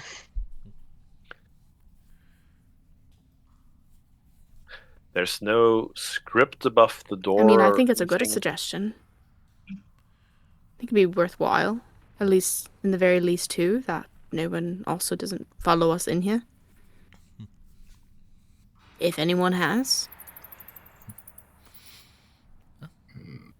Either way. So, inspecting the more elaborate door, Ludviek? Mm-hmm. All right. So, giving that door a thorough inspection, you don't see any more text written above it. It seems just by its more elaborate sort of a flourishes, its purpose seems to assume that its depiction states itself.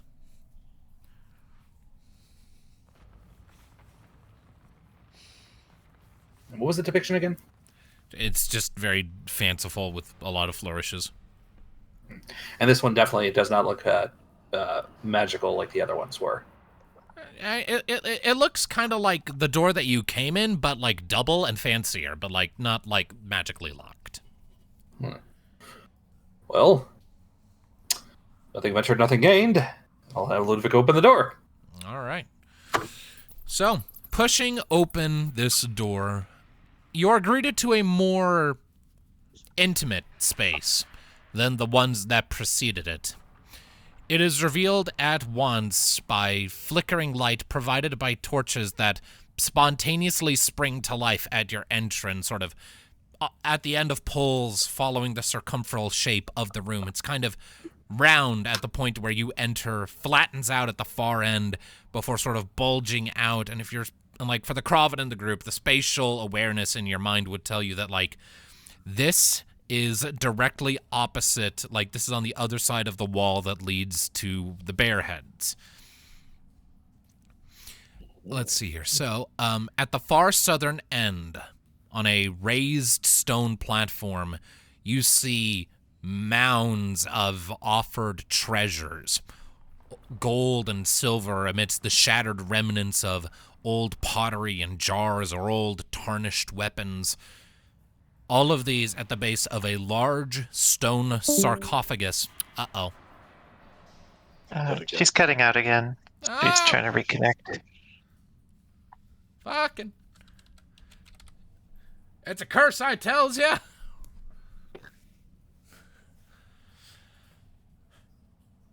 I'm gonna hit the pause button until she gets back.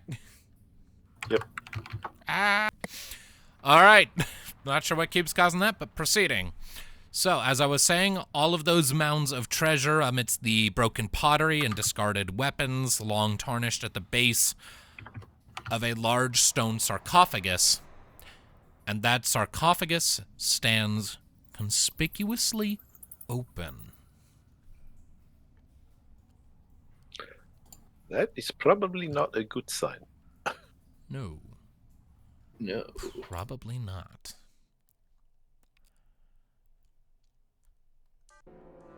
How do you all wish to proceed?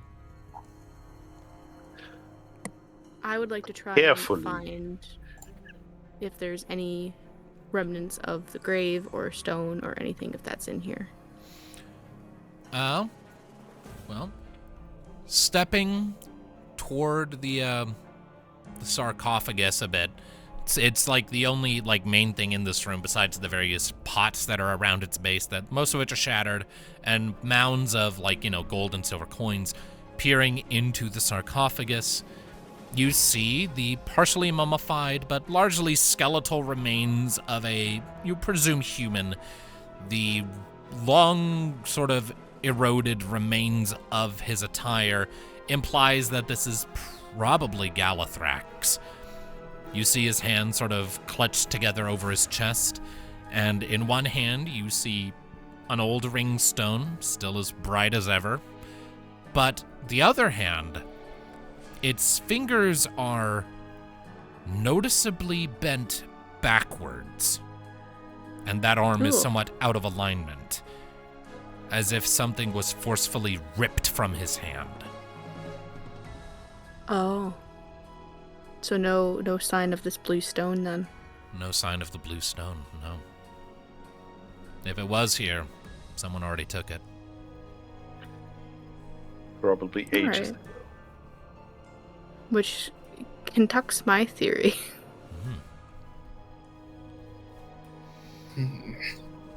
I think the ruins that we saw in the forest of 1,000 rivers, rivers, might be connected here, in the sense of, what was the name? And she's thinking a little bit when they had touched it, like the blue stone way earlier. Xanathal. Xanathal? Jana Tuel. Jana Tuel. What would that be? Chia? Yes. Is there anything in that book that relatively states Jana Tuel? I do not remember reading this name. Well, name, place, thing, word, diction. But I have not read the entire booklet yet. I'm Right. not that quick a reader. Reading does not come natural to my people. I'm relatively new at this. Oh, good. Well, we can ask Godfrey to let us know, since we all touched that rock, or at least the three of us. Yeah. Because my thought is, whoever took it to those ruins and hid it away from whomever. Or it could also be something of a similar make. Could be, but I feel like it's very strange that it's been ripped out of this guy's hands. Unless someone is hunting them down in some way. And trying to collect them all, I guess, if there's multiple. For some sort of ritual or something of the sort. I don't know. But either it's the same stone or it's a brother. I'll have Kari Either way. pipe up here. Well, I hardly doubt it's the same stone. Remember, this place was concealed until those tremors came through. Yeah, but this place is also as old as probably that ruin. So there's a lot of speculation. I think we can just gather what we can and maybe be asked to kept in the loop, since it's of interest. Could I have Ludviek see if he could deduce how, because the hand you said had been moved.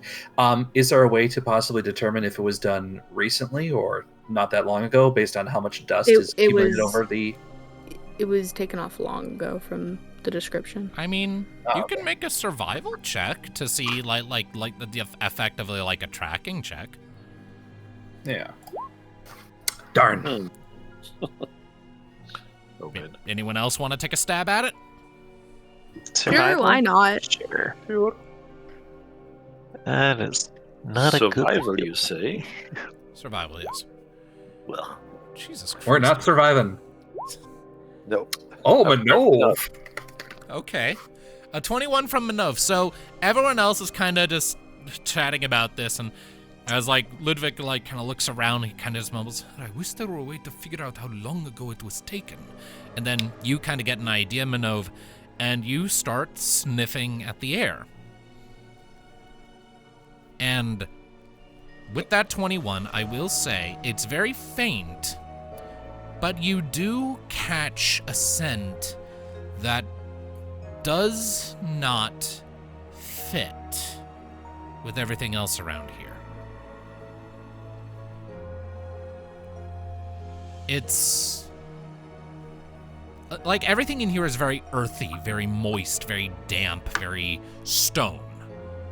You know, this whole place smells like a lot of wet dirt, but you are picking up a sort of... It almost kind of reminds you of Tuki or Kari if they're sweating a bunch. And kind of more, how... but like mixed with like an abundance of copper, maybe? It's kind of hard to tell, but the fact that that scent is lingering at all, but it is very distinct from Tuki and Kari, and it doesn't match what you've smelled in the rest of this place as you've been going through. It's more recent. I'm gonna give Kari and Tuki a sniff and see if it's a comparative to Kraven scent. Just specifically, I guess. I'm assuming yes, but you know both of their smells very well at this point. Tuki's especially. It kind of gives Kraven feathers kind of have a sort of shared underlying scent before like their personal experiences start to sort of tint it.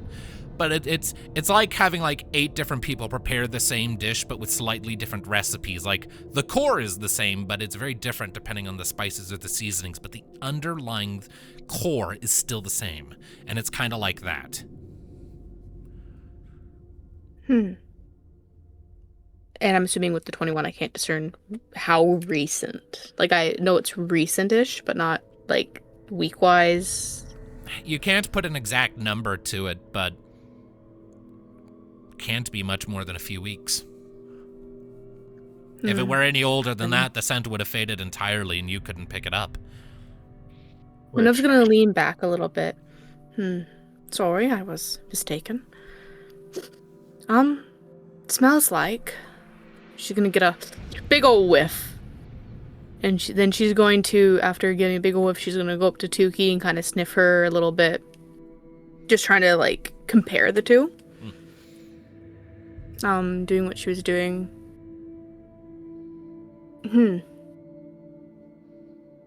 Kraven was in here not too long ago. A couple weeks, maybe? Do we know how long ago the door was found? A couple weeks. Which would mean either somebody found this place almost immediately, or somebody purposefully uncovered it. I would almost guess the latter. So, which means somebody was purposefully looking for this place. And purposefully looking for this tomb. And that stone. Ugh. Which means that our stone might be a point of interest as well. Remind me, did we keep that in our person, or did we give that to Godfrey? You gave it to Godfrey. Yeah, you gave it to Godfrey, and to your knowledge, he has since entrusted it to the Solemn Erudites that he answers to. So, you're not sure where that crystal is. All right. We can try asking him if we can recover it and keep it on our person. But if not, then that is something that seems like it's someone's importance.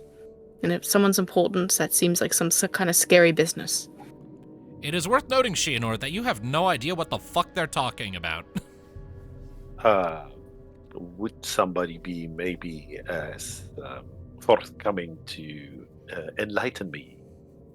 A couple of weeks ago, we went into the Forest of 1,000 Rivers to uncover a lost tomb that was found quite recently, but buried under moss and grime and gust and such. And it was very foreign religion, I guess. This was like those ruins were discovered, just as a quick clarification, almost the entire season ago. Like the ruins that you went and explored, you went and spelunked in those on the 9th of autumn. It is currently the 87th of autumn. So this is like... Yeah, I said... like 3 months ago. 3 months? You mean, like... But I thought we didn't have months. We just had seasons. Like, to give you, like, an approximation we would understand. In universe, it was almost the whole season. Okay. So close to a few weeks ago. A few weeks ago still tracks. Multiple weeks ago, yeah. But yeah. Okay. Well, and then whilst we were investigating the ruins, it seemed like it was some sort of church. And seemed like it came from a time before any of this.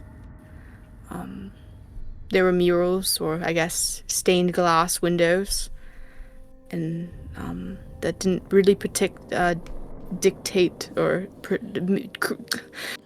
depictate. Sorry, tripping over my words. The ring, the pale ring. So it seemed like it was quite old and quite. Then it was definitely older than this ruin. because he is definitely holding a ringstone. That is true. No ringstone without ring. Valid, fair. That is true. We found it hidden under a pew. In a box. A pew. In the chapel. Ah. Of this like religious site. Don't touch it though. It genuinely don't touch it. It's a shard of nightmares. You touch it, you see like things. A vision. Visions that can't really understand. The name Zenituel is the only thing that I was able to make any sense out of. If you're thinking that these are connected, and that a Kraven raided this tomb first, seems to be that there could be a bit of connection between the Kraven and these stones, since we found only one skeleton and it belonged to a Kraven holding onto that reliquary. That is very true. That is interesting. Notice the scent of anybody else in here, or just the Kraven? I'm gonna take some more sniffs, I guess. Well, keeping with that 21, near as you can tell, it's just that Kraven scent. Like it's dissipated enough that you could barely pick it out as being there and being like, newer than everything else here. If there was anything else, like you can't really tell if there was only one person or if there were multiple. Even if there were multiple, their scents would have like mingled and dissipated to the point of barely being noticeable. So, Minnove was gonna sniff around some more. No, not that I can tell. Just. I'm sorry, I didn't mean to interrupt. Oh no, I'm not gonna say anything worthwhile. Just no, not. Well, I think at the very least, then we're looking for a Kraven that knows magic or has at least something magical about them. Otherwise, they wouldn't have been able to get in. That is true. Most certainly. I would like to get that rock back from Godfrey if we can. I don't know if they would be willing to. They might think it might be safer with them. I would like to take a look at it, if possible. It sounds very fascinating. Like magic without ringstone. That is recalling it too. When we first found that stone, it was almost like kind of magic that Minnove can do, in the sense of you don't need the spell. I remember something about like it being connected somehow, but I can't remember the exact. The main thing that you recall about that is that whatever properties that crystal had were non-magical in nature. Like, it clearly did something weird whenever someone touched it, but it didn't seem to be originating from a source of magic. Or if it was magic, it used a completely different power source to the magic. Nothing with Luma. All life on Oris uses, yeah. Right, it was an unluma crystal. There was no Luma. It was a blue crystal, and touching it just made your mind go blah, blah, blah, blah, and there was no magical aura detected. It was technically a purely mundane item. It would be very curious to look it over, though I don't think anything our magic can do would be able to decipher it any more than what has been deciphered. It is completely luminous, as in luma, avoidant. I see. And as much as I am very curious myself, I feel like the We are the mercenaries of a contractor of the Solomardites. We are very removed from it. I don't know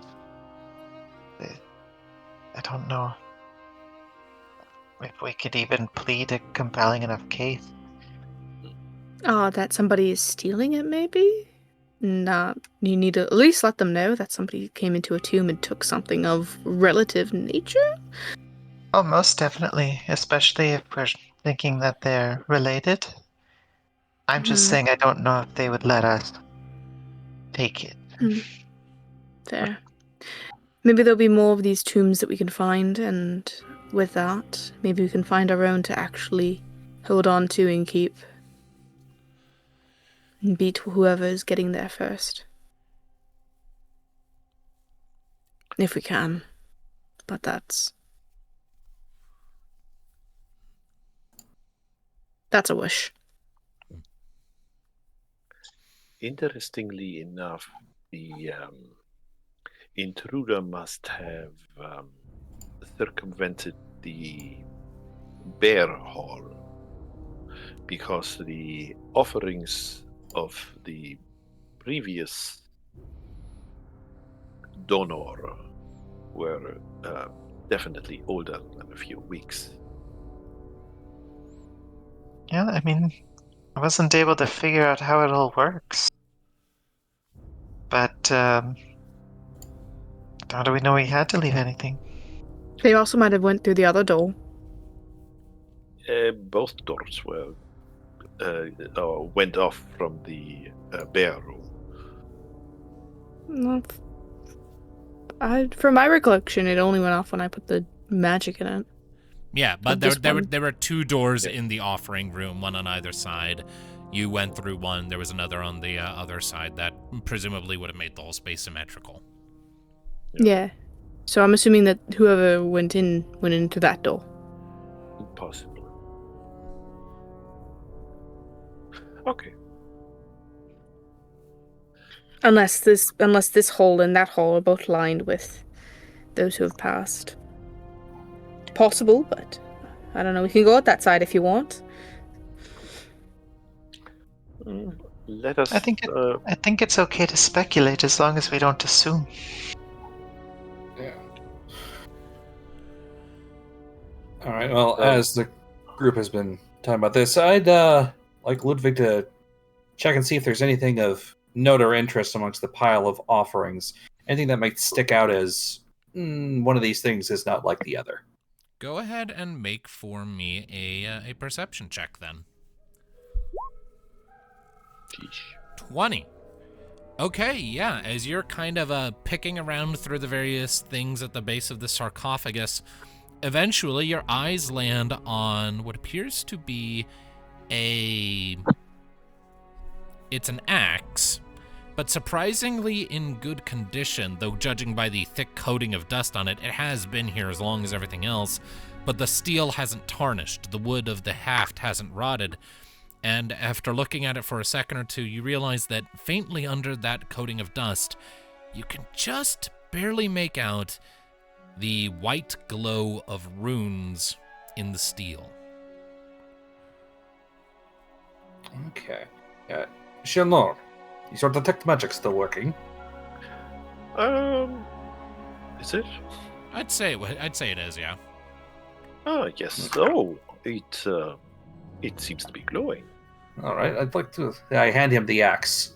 All right, so What can you make of this?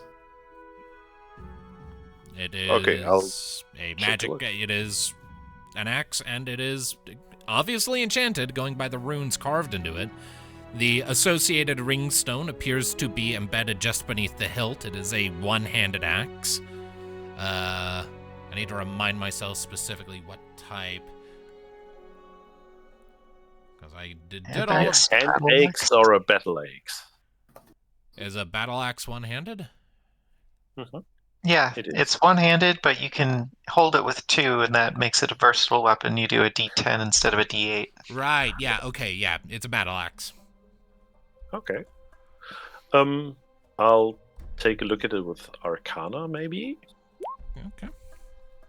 Another 20. A 20.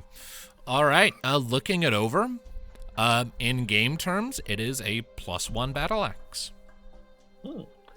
It is enchanted with a minor enchantment. It's not quite the weapon I would use myself, but it might be very useful for somebody like you. Well, sometimes you are need to split things. I could hold on to it. And so I guess Ludviek is going to take that +1 battle axe. All right. I'll have to put the information for that in there later. You haven't committed to Crusher or something yet. No, he hasn't done anything like that yet. He has all of his feat stuff, and basically has been mostly defensive. Okay. The healing hammer. Yeah. It's now the healing chopper. Oh no. Well, at this point, all he needs to do is find a hammer that heals on hit. Then it will be true. It's like, oh, you've got a broken bone? Let me crunch it back into line. Have you ever seen Wreck-It Ralph? Yes. I become Fix-It Felix. Yes. Da-da-ding, da-da-ding, da-da-ding, ding! Your ribs are all good. You hit me 40 times. I know, and you feel great. Yeah, then you are good to go. Oh man. I don't know, man. I'm bullshitting over here. That's good bullshit. All right. Yeah, it was like, okay, yeah, I already used my turn. I'll let other people go. What do y'all want to do next?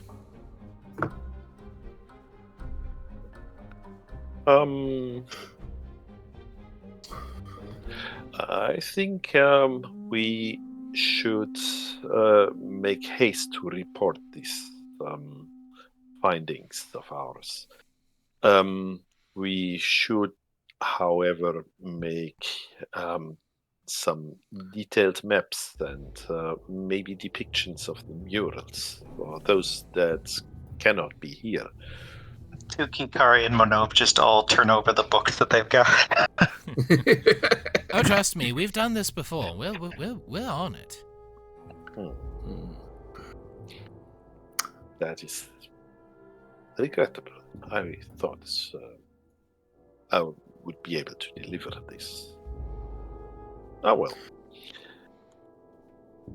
Minnove, is it by chance you got this scent of this other Kroven?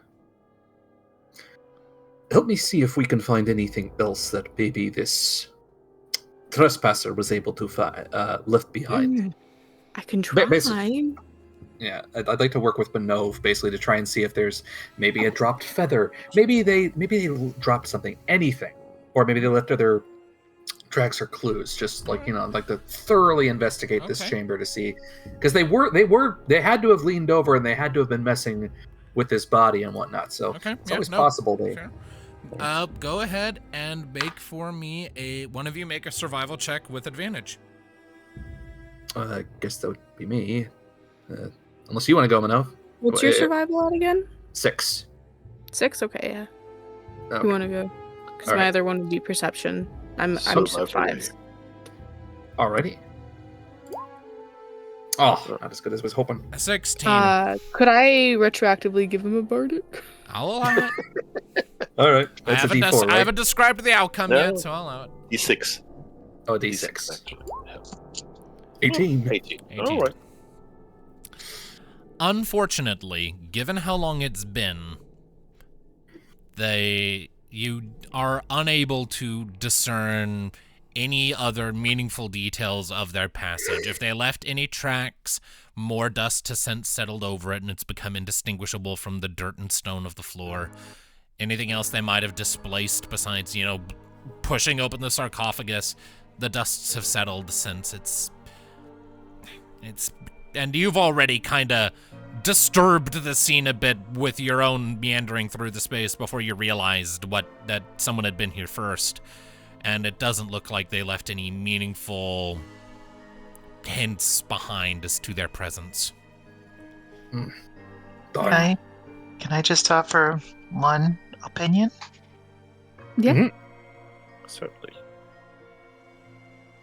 I don't think it's very fair to call whoever this is a trespasser just yet. I mean, I was just looking for work. I mean, I don't Technically, we know are traffickers. that exactly. We would have taken that gemstone too, because that would be a valuable find that you wouldn't want to fall into the wrong hands. Then this rival treasure hunter. I can accept that. I just don't want us to assume that there's something nefarious when we don't even know who it is or why. Whoever they are, however, they either knew about the quakes to happen, to uncover this place, or they caused the quakes themselves. And if they're magical, and that is true, they could be quite a danger. But that is, of course, based on multiple assumptions. Do you think they might have caused it? Just as a suggestion of an idea, because didn't the children, when they were dancing, discover it, but only because that there were quakes? Well, I mean, to speculate, if they are magical, they could have caused the quakes because they knew it was here in the first place. Yeah. Speculation, theories, theory crafting. Which is still just the same thing. Like if there were maps that showed that this was here, we probably would have been hired anyway. Mm-hmm. Absolutely. Just trying to figure out the mindset of whomever, because they probably have more answers than we do, or at least something of the sort. Have answers of some sort. Well, maybe they can tell us what our rock does. I guess if I were Zenithrol is, or Zenitwell, or whatever the fuck it is. I guess if I were to give one potentially negative strike, like if they knew it was here, probably would have been safer for the ruin, with shovels, as opposed to a quake. Or ripping it out of the corpse's hand so violently. So, at the very least, maybe history is not their objective. At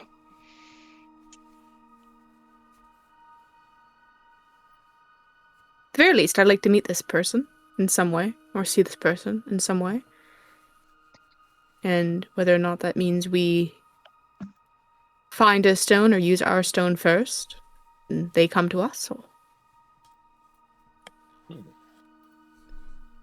maybe? I don't know. Speculations. Not assuming. Just speculating, theory crafting, ideas. We're here to study, we're here to learn, we're here to bring it back to Godfrey, and then we're here to just go home.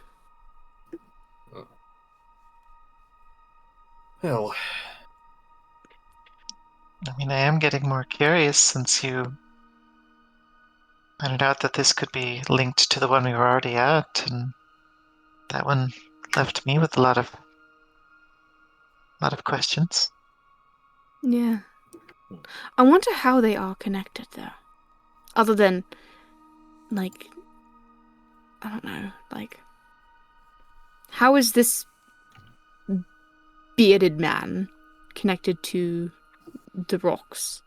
And why the rocks? And why is seemingly Craven wanting it? Well, I can't speak for the second one. I mean, we found our rock in an old ruin. Maybe this man found his somewhere and just carried it around. That is a likely assumption. Do you think that other ruin could have been another adherent ruin? I somehow doubt it. Nothing about it was even remotely similar to this place. The difference between this place, this adherent area, and the ruins is nothing in our books describe what was in there. Like there was a winged man in the courtyard or in the front. And I suppose there was a pretty big difference in the depiction of war and peace. Yeah. However, if anybody gets around, it's usually Croven, isn't it? Well, that's assuming. I mean, we do. But usually, well, not all of us have a purpose in getting around.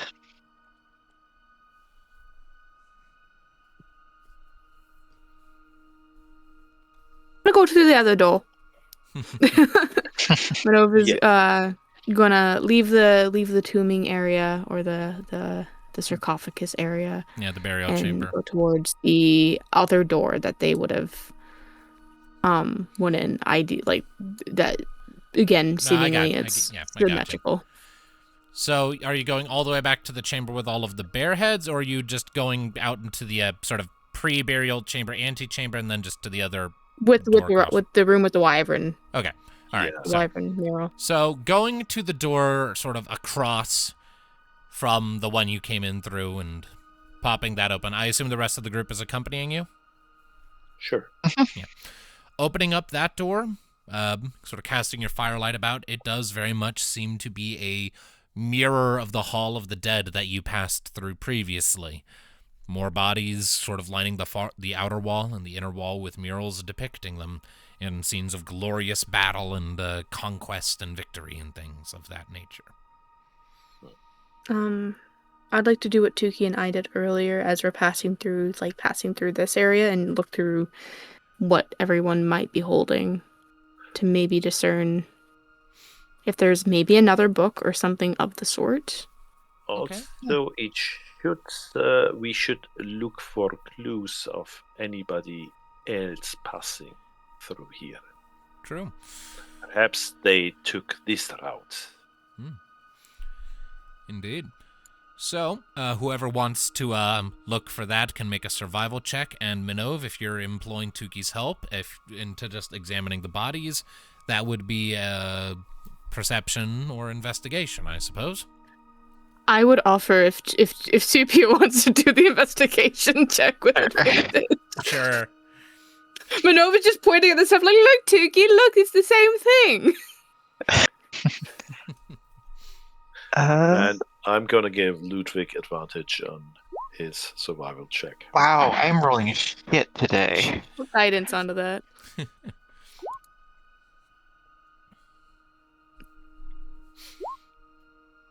I go 19. 19. Okay. All right, so kind of poking around a little bit. You don't find any other journals or written records or anything like that. You do find a interesting trinket. It looks like it was carved out of some manner of animal bone, and it's a depiction of a humanoid figure, like a human woman's body, visibly just going by the belly, a pregnant woman, but with the head of an elk, and the hands distend out into very long digits that resemble elk horns. You have no idea what this is depicting. Some deity, maybe?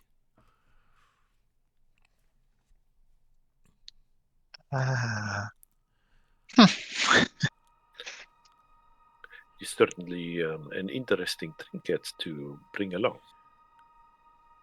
Minnove's gonna draw it in her journal. All right. I'm gonna charter this out. All right. You do find a few other things. You find like a little cluster of herbs that seem to be surprisingly intact, as if they like seeded into the soil that the body was buried atop and have since sort of grown out near it, even in this low light environment. You see a few more of those same mushrooms that kind of sprayed at you earlier that are more out in the open, maybe harvestable if you wanted to take a crack at it. But other than that, it looks to just be more of the same. More bodies, more long tarnished weapons. You think I should bring this, or do you think it'd be safe to leave it here?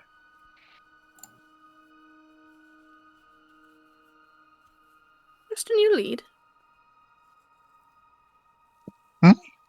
Trust in your lead. Do whatever's needed. Do Ludviek Oh, sorry. Yeah, Tuki will bring it. Just All right, bringing which one? The little statuette? Yeah, the trinket she found. All right. You can go ahead and add a creepy fertility statuette to your inventory then. I don't know. She wants to bring things back and be helpful. That's fair. All right, and Ludviek was being given advantage on a survival check by Shianor if Ludviek wishes to do it. Yes. Looking for I will. Signs of your interlopers, so roll it. 19. 19. All right. You're kind of a little more focusing forward, kind of scouring the area ahead of you before you go tramping about in it. And while you don't necessarily make out distinct footprints, there is kind of a path carved through here that looks, like the dust here was disturbed prior to your arrival, and then had a chance to resettle. So it's kind of like thickened up off to the sides. Judging by the way it's sort of been brushed, you would guess maybe whoever walked through here had like a cloak or a robe that dragged the ground after their steps. Okay. It would go some way towards explaining why you don't see any footprints, at least. They were clearing them as they passed. Just passively. So, Croven tails don't reach that low, usually. They can. They can. You kind of have to squat, but they can. Mine does. Yeah. Okay. That said, you kind of have to do some damn impressive hip sways to use your tail feathers as a broom, like that. So a cloak or something that drags down would be much more likely. It would get rid of the hip pain, yeah. Yeah. We're looking for a cloaked Croven. Okay, that is certainly. Minnove's gonna jokingly point to Tuki. I found it. Found her. Yeah. I feel like cloaked is not a really good descripting word in the sense of you can just take it off. Maybe robed. Anyone could be cloaked. Robed. Any notable robes, maybe, but... But it was only one person that I could tell. There's a lot of sense in here. Yeah, a lot of them have been muted, and this one barely had a whiff. Yeah. Just a little like hint of like flavor. Yeah. It's kind of impossible with how the dust has settled and how long it's been to discern a group size. Like, right. And Minnove's gonna sniff around a little bit. Yeah. I think it's impressive that you picked it out anyway. Me too. Quite so. I was not aware that the noses of kobolds are that developed. Very. It's a hindrance sometimes. Most times, actually, a lot of the time, but very helpful when it is. Yeah. Makes rotten eggs in the fridge smell so much worse. What is a fridge? Code box. Because it's frigid. Get it? It's a new word I'm trying to make. I think it's going to catch on. And enchantment. Kari keeps going.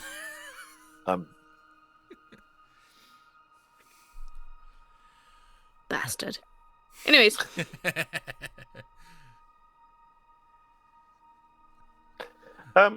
Exactly. Let us get that he's a bastard? Absolutely. Glad you and I agree, Shia. And she's going to just follow up behind Kari. All right. So eventually you do come back to one of the more reinforced stone slab doors. Easy enough to open at this point. You know how. You just slot a mage hand into it. And you find yourself emerging back into the room with all of the bear heads in it. And with that full circle, you realize you have thoroughly explored this place. Well, unless there are hidden doors.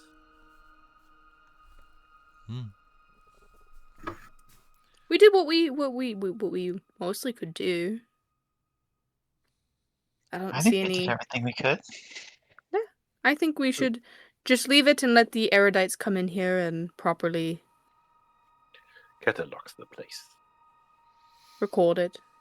Indeed. Unless you have an idea of where our door might be, but otherwise I feel like we're just going to be looking at every brick. And then that's just going to be a waste of time when I'd much rather get somewhere a lot warmer and nicer, and maybe a nice little room and a bed and maybe warm food. And then maybe we can discuss any further theories outside of this creepy-ass tomb. Very well. As long as we lock all the doors behind us and close all the doors. That should be a priority. We should probably not let any kids inside.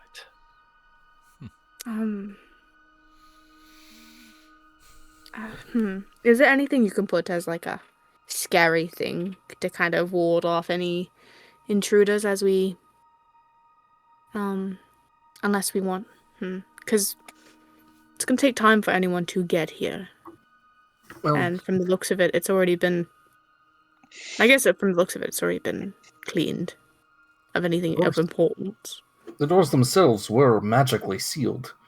So unless a bunch of the local villagers have ringstones and are magically gifted and can figure out, to cast magic at the door itself, I think it will be safe until the rest arrive.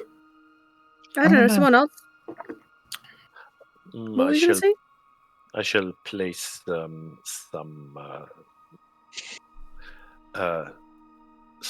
written words on the door. They don't contain any magic, but they will show if somebody has opened the door recently. What were you going to say there, Sepia? I just want to try something before we go. Yeah. Just gonna close one of the doors from the bear room. One of the That leads. Yeah.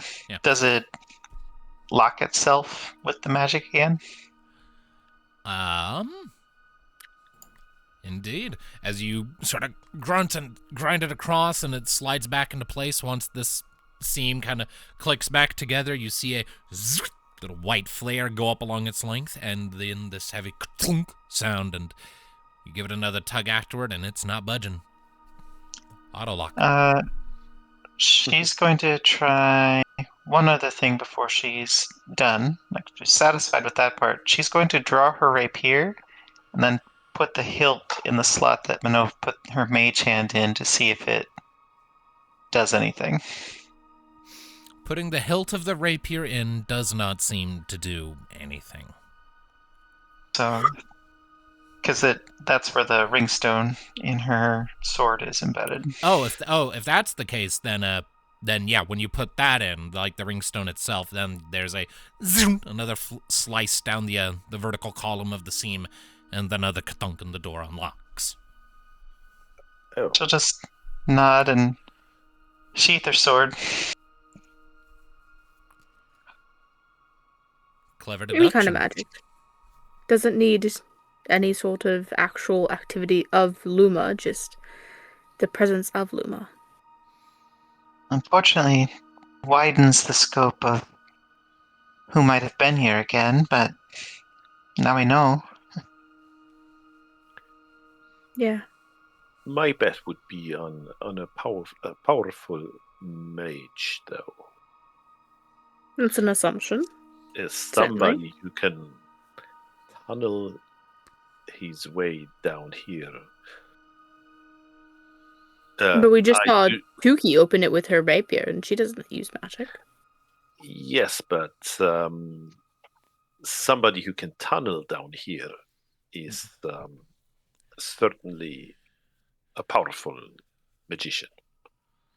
This is also a magician's tomb.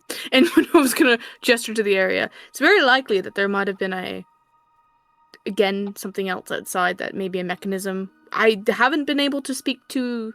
We were going to speak to the children before coming in here, but seeing if they might have triggered something maybe then? Yes. Deduce that much? Yes, because... it was a suggestion, but not a guarantee that anybody caused the tremor. It's unusual, but we certainly I wasn't assuming to know. We should certainly ask in the village if any Kroven has passed through. That would definitely be worthwhile, I feel.